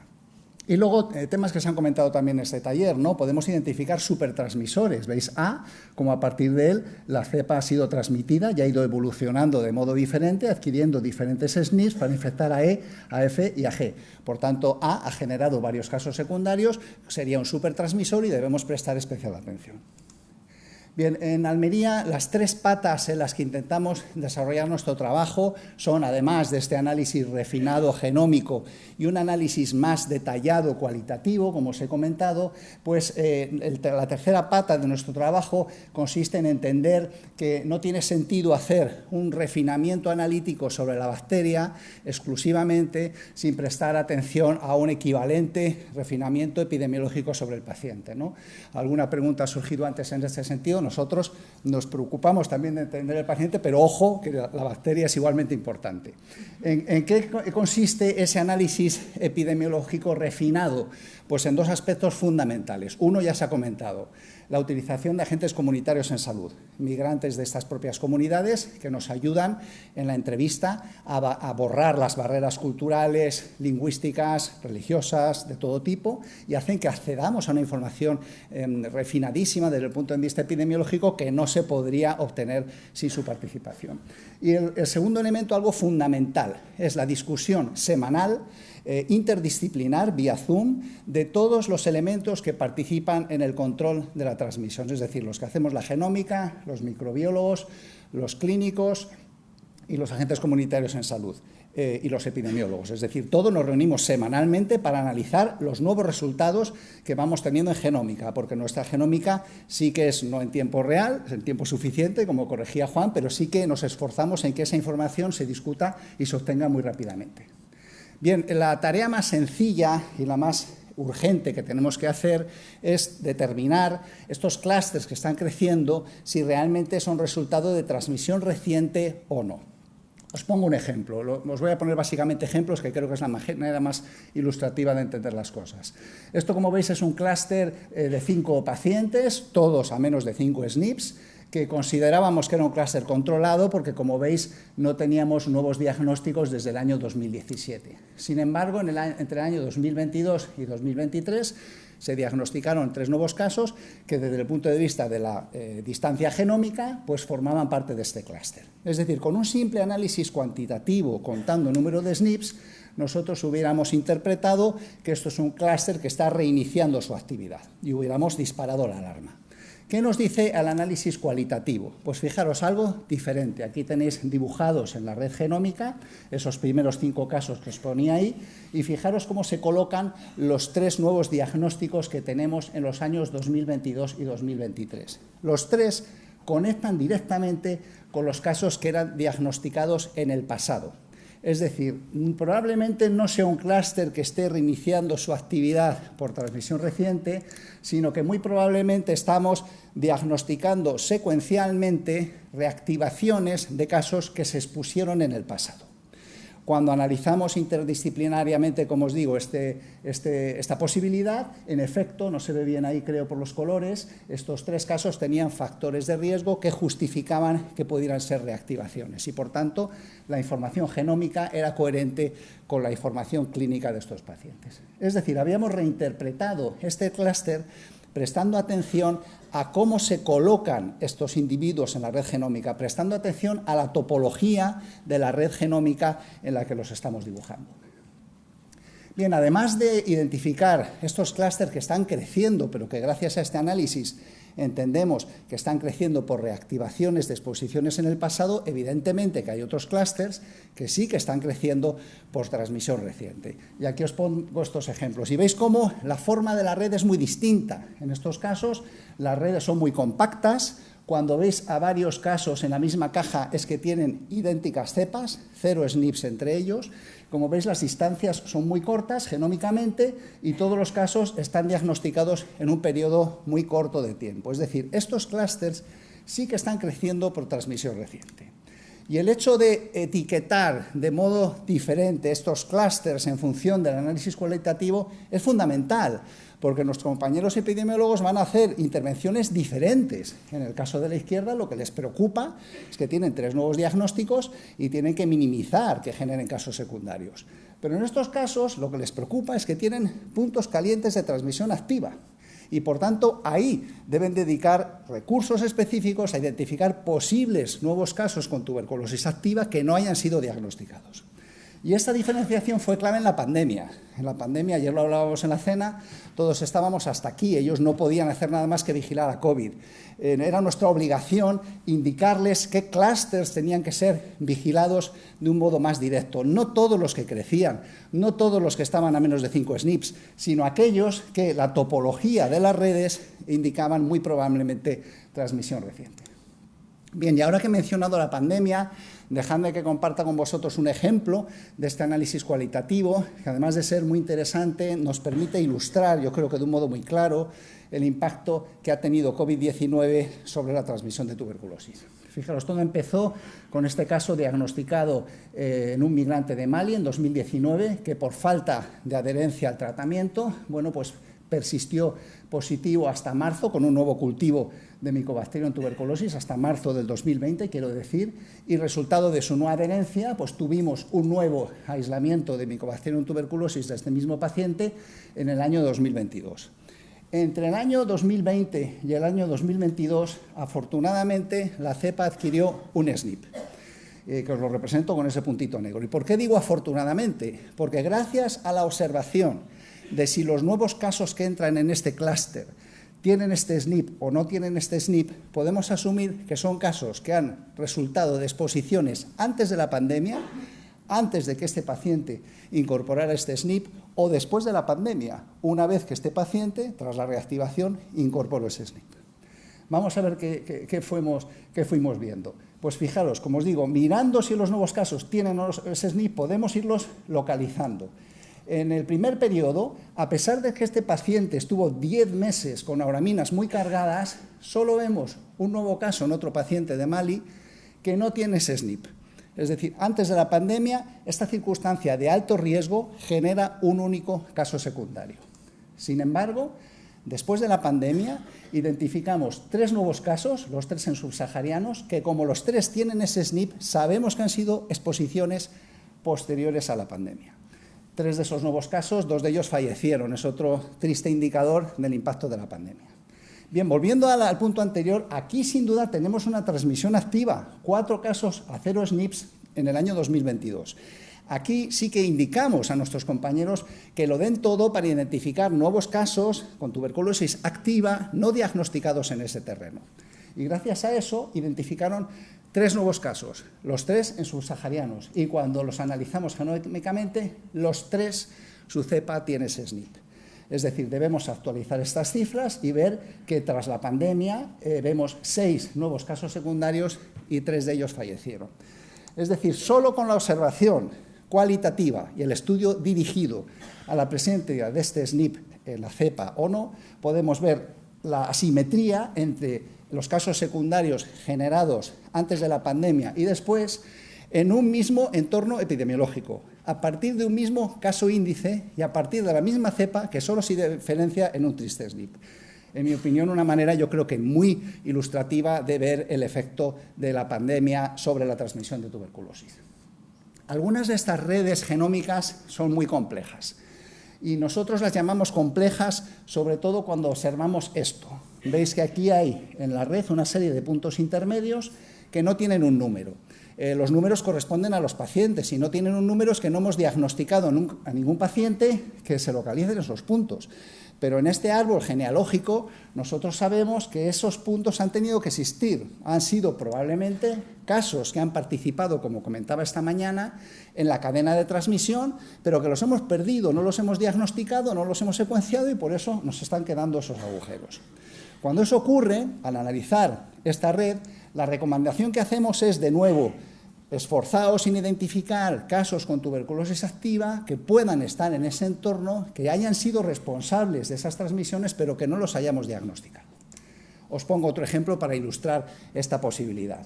Este es un caso diagnosticado en un migrante de Marruecos este año, 2023, uno de los pocos migrantes con papeles. Él puede ir y volver a Marruecos y vivir en Marruecos y en España cuando quiera. Y es más, cuando fue diagnosticado aquí, venía de una estancia de 18 meses en Marruecos. La primera interpretación, bueno, pues probablemente esto sea una tuberculosis que ha adquirido esta persona en Marruecos. Pero fijaros, anteriormente teníamos en nuestro estudio secuenciado un clúster de estos complejos. Como veis, 3 puntos ahí intermedios sin corresponder a ningún paciente. Cuando integramos todos los resultados con la secuenciación de ese paciente, fijaos qué bonito que ocupa exactamente la posición de uno de estos puntos intermedios. Hay algo interesante, estamos hablando de un caso diagnosticado en 2023 y se coloca antes de un caso que se diagnosticó en 2017.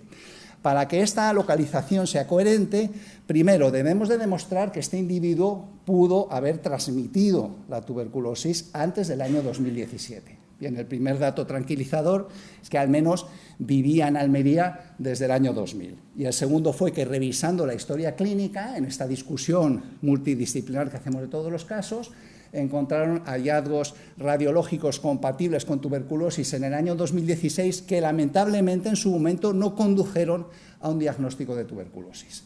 Es decir, poniendo todos estos datos juntos, no era una tuberculosis adquirida en Marruecos, que es lo que primero se hubiera pensado, sino que era una tuberculosis reactivada por una exposición en el pasado. Y esto hacía que fuera coherente la localización del paciente en la red genómica junto con los hallazgos epidemiológicos y clínicos.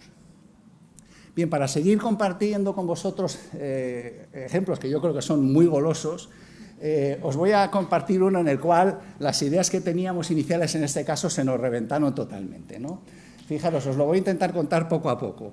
Esto empieza, como siempre, de una manera muy sencilla, ¿no? Porque luego lo más sencillo es lo más inesperadamente complejo. Esto es una familia con tuberculosis, el padre, la madre y la hija.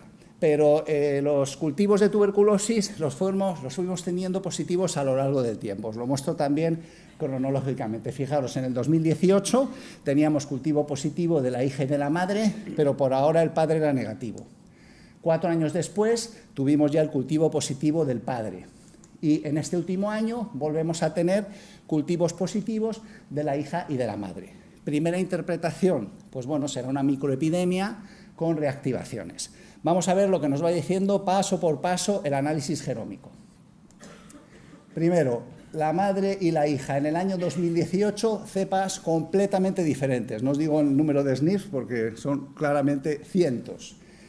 Segundo, ¿qué pasa con el aislado de la hija del 2018 y del 2023? Bueno, hasta aquí normal, una reactivación y, como pasaba antes, la cepa en esos 5 años ha adquirido un SNP en el entorno de esa reactivación.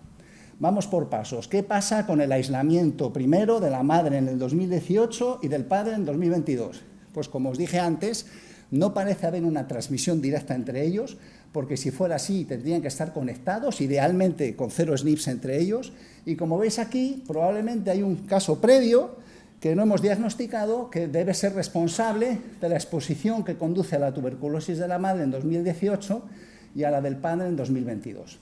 Vamos a seguir. ¿Qué pasa con este aislado que nos queda de la madre en 2023? Probablemente será una reactivación, ¿no?, de la tuberculosis que tuvo en el pasado y la localizaremos aquí, ¿no? Pues fijaros dónde se localiza.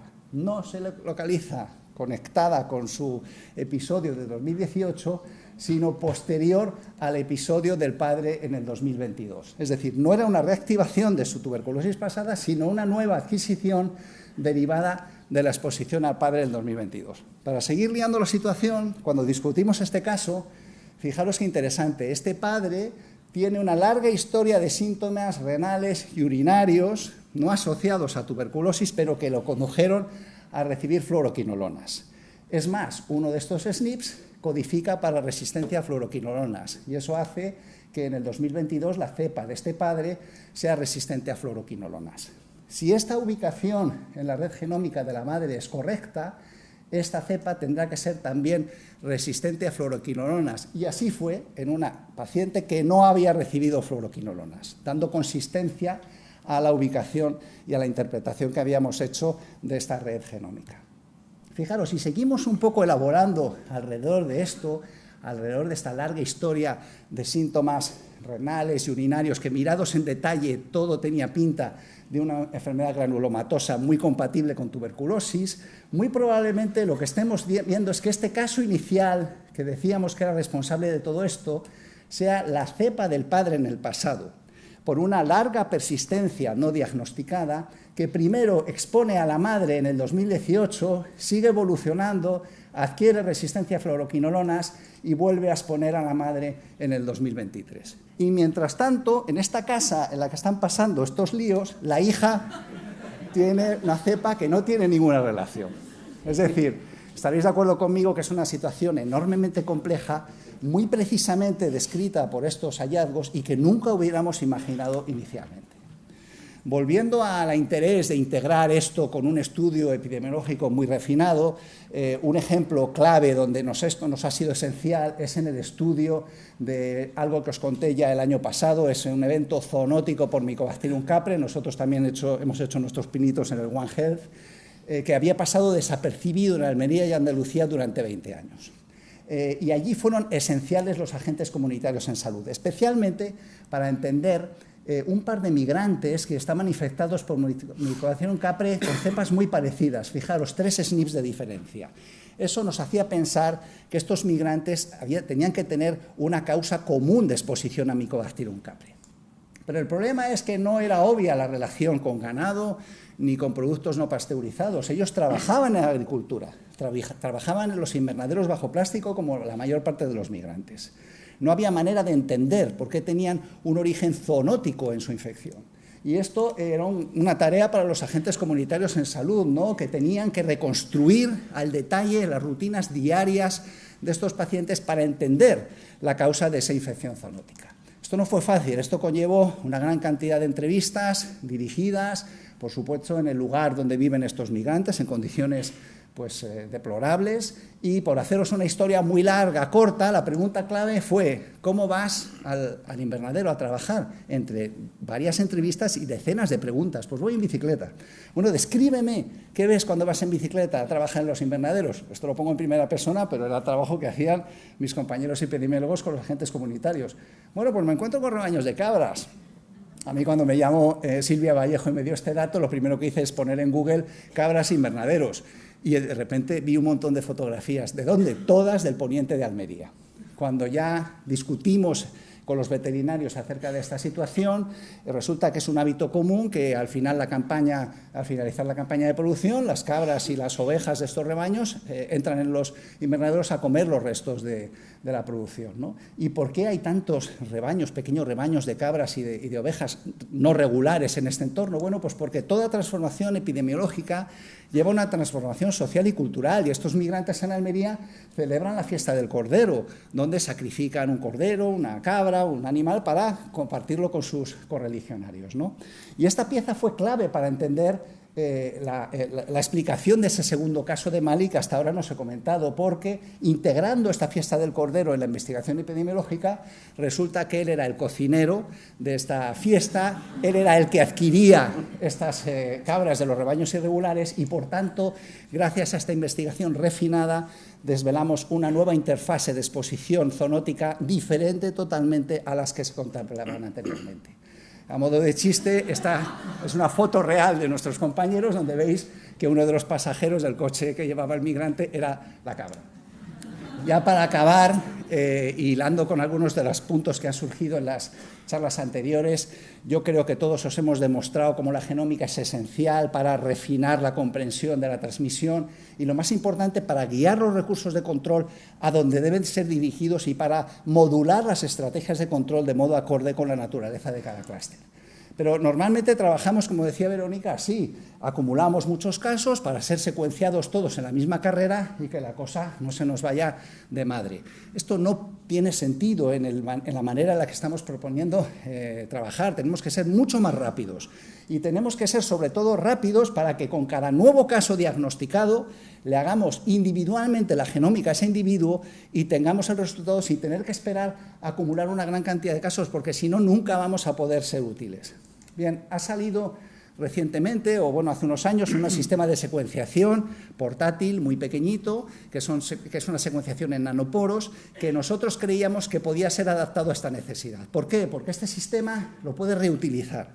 Puedes utilizarlo para varias cepas, pero puedes usarlo para una, lavarlo y reutilizarlo. Y creíamos que esa manera iba a permitirnos ser rápidos sin tampoco disparar mucho los costes. Y hemos hecho una evaluación, que os cuento muy brevemente, de cómo de útil es este sistema para hacer genómica de cada nuevo caso que es diagnosticado. El estudio lo hemos hecho en medio sólido en lugar de medio líquido, porque esta técnica se está vendiendo como un sistema para secuenciar en países de bajos recursos y hemos querido probar cómo sería adaptable a un entorno en el que tengan medio sólido, pero no el medio líquido, porque en estos países normalmente no está disponible. Esta es la tabla de resultados, no os voy a marear, son los 21 casos consecutivos diagnosticados en Almería en lo que lo hemos aplicado. Como veis, el sistema lo reutilizamos hasta 6 veces con muy buenos resultados. El tiempo que necesitamos de cultivo sólido para poderlo realizar es razonable. En menos de 2 semanas de cultivo hemos secuenciado la mitad de los casos. Lo que es más interesante, el tiempo de carrera de secuenciación en el cual tenemos resultados es extraordinariamente rápido. En menos de 2 horas tenemos el resultado para la mitad de los casos y eso nos permite muy rápidamente informar, tras el diagnóstico de cada caso, cuáles de ellos están en clúster y disparar la investigación epidemiológica. Mi última diapositiva es para comentaros un ejemplo de este análisis genómico rápido en nanoporos. Y vuelvo a este clúster que os enseñé, en el cual decíamos cuántos casos secundarios se habían generado en el entorno de la pandemia. Y traigo este clúster porque este clúster forma parte de uno mucho más grande. Fijaros que en Almería tenemos la suerte de que tenemos acumuladas ya décadas de aislados secuenciados genómicamente en ese esfuerzo de hacer prospectiva y retrospectivo el análisis, ¿no? Bueno, pues este caso, uno de los que fue diagnosticado en España en el 2023, cuando hicimos esta secuenciación rápida, va y se nos pone ahí. Se nos coloca no con esta cadena que estaba creciendo, sino como una reactivación de subsaharianos que estaban en ese clúster, pero hace años. Cuando investigamos este caso, era un traficante de drogas de esa población subsahariana. ¿Esto qué quiere decir? Que además de estar dedicando a nuestros agentes comunitarios en salud para controlar la transmisión domiciliaria que estaba ocurriendo en este clúster por aquí, ahora teníamos que dedicarles también para manejar este clúster en paralelo de un modo totalmente distinto, entendiendo la participación de los usuarios de drogas derivados del nuevo diagnóstico de este caso aquí. Es decir, de nuevo, cómo modular la intervención en función de estos hallazgos.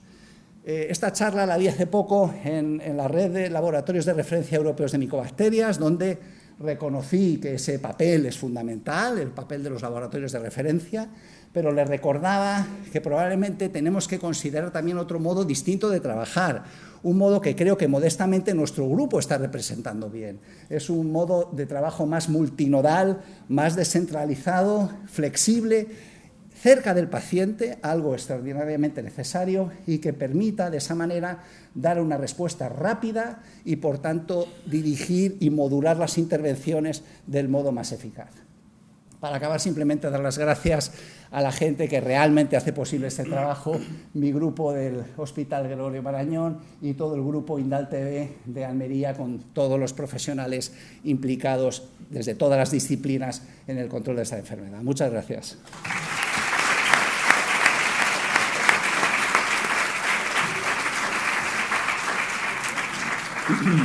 Muchas gracias, Darío. ¿Podéis subir todos los ponentes? Darío ha cerrado círculo, has ligado las bicicletas de Joan con las cabras, los jabalíes de Bernat, en fin, y con la secuenciación de Vero. En fin. ¿Preguntas tenéis? No, aprovechamos ya, mientras vais subiendo los ponentes, hay aquí un par de comentarios que no son bien preguntas, pero son comentarios de Miguel Martínez Lirola, que nos deja aquí. Y os los leo. Dice: la epidemiología genómica debe de ser poblacional, prolongada en el tiempo y lo suficientemente rápida para poder intervenir en el control de la transmisión. Y a continuación sigue: comprobaréis con esta estrategia la diferencia entre la hipótesis de transmisión planteada y la realidad ocurrida. Te felicita por tu presentación, finalmente. Somos amigos, esto está comprado, ¿eh? Así que te doy oportunidad si quieres hacer algún comentario a lo que dice aquí Miguel, y si no, pues... Yo creo que está un poco subrayando lo que yo he intentado transmitiros, ¿no? O sea, sistemática poblacional, rapidez fundamental, análisis interdisciplinario y prolongación en el tiempo, porque si nosotros no tuviéramos clústeres en los que vemos toda la red a lo largo de 10, 15 años, no tendríamos opción de ver si un nuevo caso entra en los recientes o en los antiguos. Y esto es clave, porque estamos viendo cómo hay una gran proporción de los clústeres que crecen, quizás más después de la pandemia, esto lo estamos señalizando ahora, que son resultado de reactivaciones del pasado. Y esto conlleva una intervención distinta y es más, conlleva el no ser muy autocrítico con la eficacia de los programas de control, porque si no, oye, me crecen los clústeres, lo estoy haciendo mal, ojo, que si te están creciendo por reactivación no es tan grave como si te están creciendo por transmisión reciente. Permite modular la intervención y cuantificar precisamente la eficacia o no eficacia de tus intervenciones de control. Ya tenemos allá, doctor Penas.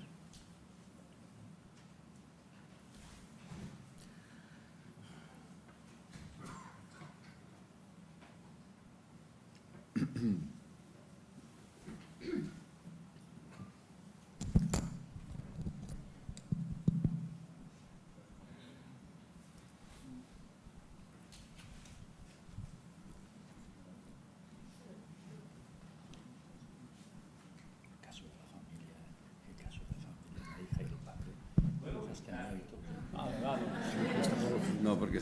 Bien, hola, Antón Penas, de la Unidad de Tuberculosis de Lugo, por alusiones al compañero veterinario, como provincia ganadera. No, bueno, al que habló de veterinaria, perdón. Por alusiones desde provincia ganadera, nosotros tenemos por costumbre, desde hace tiempo, preguntarle a la gente, a la gente que tiene más años que la central lechera, preguntarle si tomó leche cruda en la infancia, con los antecedentes de tuberculosis. Lo hacemos con todos, sobre todo con todos los positivos que llegan sin antecedentes conocidos, como son precisamente los tratamientos biológicos, ¿no? Y nos encontramos con que mucha gente sí que refiere ese consumo de leche sin tratar, de pequeños y tal, que es a lo que atribuimos muchas veces esa infección tuberculosa que ha aparecido como de la nada, ¿no?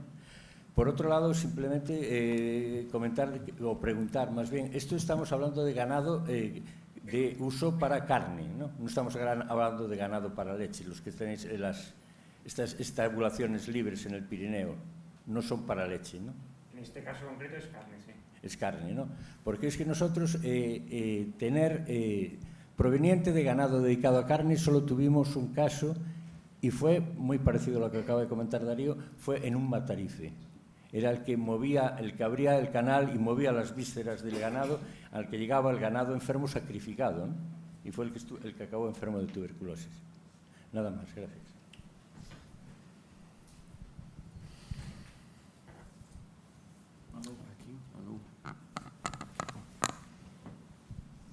Mientras tanto, podemos abrir el melón de cuál es el tiempo suficiente. ¿Qué os parece? Para mí la unidad de medida, para mí en tuberculosis la unidad de medida es la semana. Yo creo, así como en otras enfermedades la unidad de medida es el día, yo creo que la semana es la que se podía gastar, es decir, no los meses. Yo estoy de acuerdo. Nosotros, nuestro afán es estar en ese periodo de 2 semanas con medio sólido y 1 semana idealmente con medio líquido, y no dejando de intentar, como comentábamos ayer, la secuenciación directamente sobre muestra respiratoria bacilífera. Es un gran reto hacer esto, porque en esa muestra hay una gran cantidad de DNA humano y de DNA bacteriano acompañante, pero yo creo que ahí va a estar la respuesta, ¿no? No solo ir al cultivo primario, que estamos muy satisfechos de en 2 semanas tener el resultado, sino ir en el momento prácticamente del diagnóstico bacilífero, ¿no? Y ahí es donde realmente, al meter esa pieza de interpretación tan pronto en el estudio de contactos, cuando realmente es útil, porque define dónde lo vas a dirigir desde el primer momento. No deja que haya unos avances con algunas ideas asumidas que luego haya que redirigir, sino que desde cero dirige la información, y eso es a lo que estamos luchando. Pero esto, imagínate que has de comparar cada nueva cepa con 10.000. ¿Esto es posible? Nosotros computacionalmente ese análisis lo hacemos rápidamente, o sea, tenemos un pipeline preparado que va mirando simplemente presencias y ausencias de determinados SNPs marcadores, y esto no tengo aquí los bioinformáticos a mano, pero es un resultado que claramente sale en el entorno de 1 a 2 horas. El refinamiento de ese análisis, porque hacemos una revisión visual de todo eso, pues puede llevar algo más de tiempo, pero generalmente esa información ya se comparte. Y sobre todo, ten en cuenta que la discusión es semanal, es un día a la semana, ¿no? Ahí tenemos cierto margen de tener todo bien refinado y bien estudiado, para que una vez a la semana los 1 o 2 casos en clúster que hay en la población de Almería, como máximo cada semana, lo tengamos muy bien diseccionados con esos tiempos de respuesta. Bernat, ¿tú? La pregunta, ¿cuál es? La pregunta es, ¿qué tiempos barajáis vosotros? Es que, claro, nosotros tenemos que pensar... tenemos que pensar de otra manera. Nosotros, la unidad epidemiológica es la explotación. Entonces, claro, vosotros habláis de puntos de corte de SNP, de 5 SNPs, para decir que es un contacto reciente. Claro, nosotros en una explotación, pensad que la velocidad de transmisión dentro de la explotación puede ser mucho mayor. Yo he encontrado 10 distancias de 10 SNPs dentro de una misma explotación, ¿no? Entonces, es que es totalmente distinto. Cuanto antes mejor. Cuanto antes, si os referís en el subcultivo, el tiempo de subcultivo, tiempo de... No, tiempo de comparar, de tener resultado y comparar, digamos. Siempre tenemos que ir con cierto decalaje. Claro, es que es diferente que ir paciente por paciente. Claro, no estamos bien. Entonces, no, era para el doctor Pérez de Val también. Bueno, un apunte sobre que como neumólogos normalmente sí que preguntamos si hay contacto con animales. No piensan en la tuberculosis, sino el gato en el asma, las aves en la fibrosis, etcétera, ¿no? Pero mi pregunta va por otro lado, aprovechando, ¿no?, que estás aquí. Si lo he entendido bien, se hace, ¿no?, prueba tuberculina anual en el ganado, etcétera, etcétera, en las granjas estas de explotación. Pero toda esta fauna silvestre de estos jabalíes que tenemos aquí, una superpoblación en Collserola que nos llegan y tal, a estos... ¿qué control se hace? También así un muestreo cuando los cazan, porque recuerdo una vez nos trajeron por error un jabalí muerto a la unidad para hacerle la prueba de la tuberculina.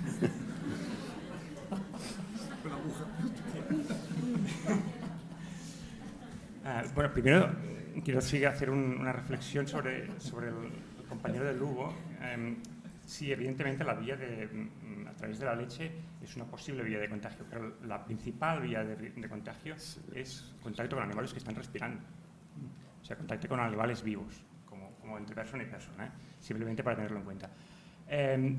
Hay un programa específico de erradicación de tuberculosis bovina, todas las vacas tienen que pasar por control, pero en otras especies ya no pasa lo mismo. En caprino, nosotros tenemos, por ejemplo, en Cataluña un programa voluntario, es decir, quien quiere, entra, quien no quiere, no entra, y quien entra, quien está bien, quien no está bien, pues no hay control, excepto cuando te encuentras luego que hay un problema que entonces tienes que ir. Fauna silvestre, antes decía, tenemos algunas ventajas, nosotros tenemos una gran desventaja, y es cuando nos saltan fauna silvestre, pues es muy difícil de controlar. Tenemos un plan de vigilancia sanitaria de fauna silvestre desde hace unos años, Ahí se hace primero un screening serológico con un mínimo de muestras de cada comarca, en la que vemos si hay una comarca que nos está pitando, si hay una comarca que está pitando, entonces vamos con las asociaciones de cazadores de la zona o gentes rurales a muestrar tejido, intentar aislar y entonces estudiar si tiene alguna relación con los brotes que estamos detectando en esa zona.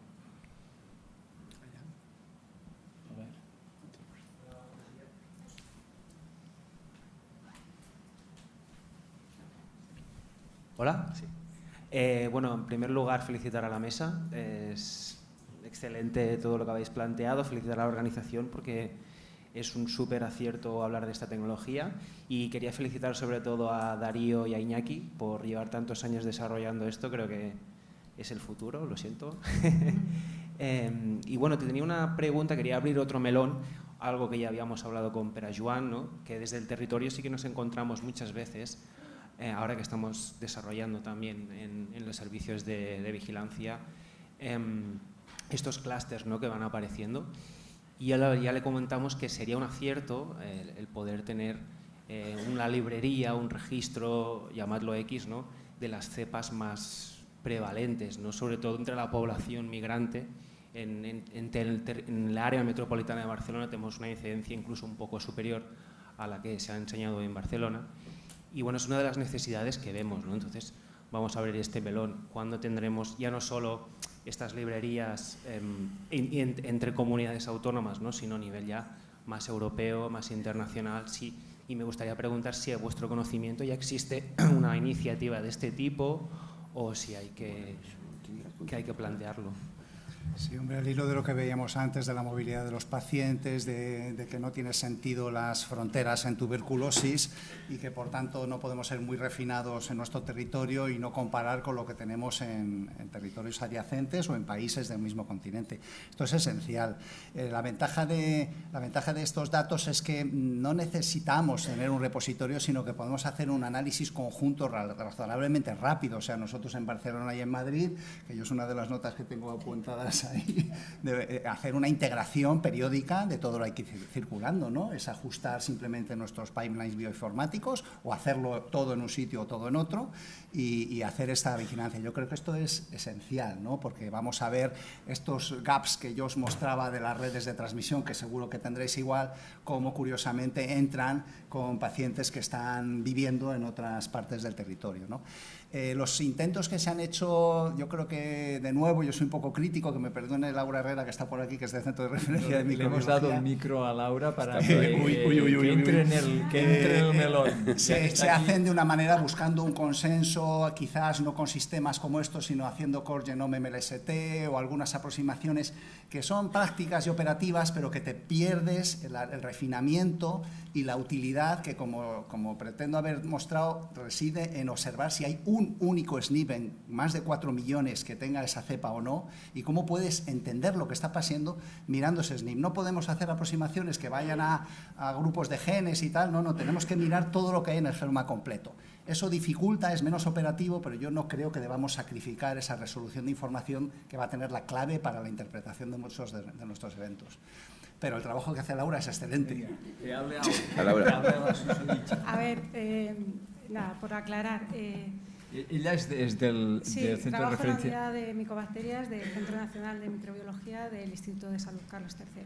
Entonces, en cuanto al repositorio nacional, se está trabajando ahora mismo con el PRAN, con el Plan de Vigilancia de Resistencias Antimicrobianas, porque ha incorporado a la Mycobacterium tuberculosis las formas MDRs, las formas multiresistentes. Entonces, eso está bastante avanzado y falta, bueno, pues echar a andar, ¿no? O sea, eso ya está encima de la mesa, ya está aprobado, está en las ponencias de vigilancia y falta, pues, ultimar el circuito de cómo va a ser, ¿no?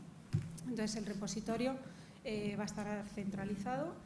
Va a haber una aproximación por Core Genome MLST, pero en el momento en que se detecte agrupaciones vamos a ir al análisis de SNPs. O sea, el Core Genome es un poco la búsqueda de posibles agrupaciones. Luego, posteriormente, el análisis será con SNPs.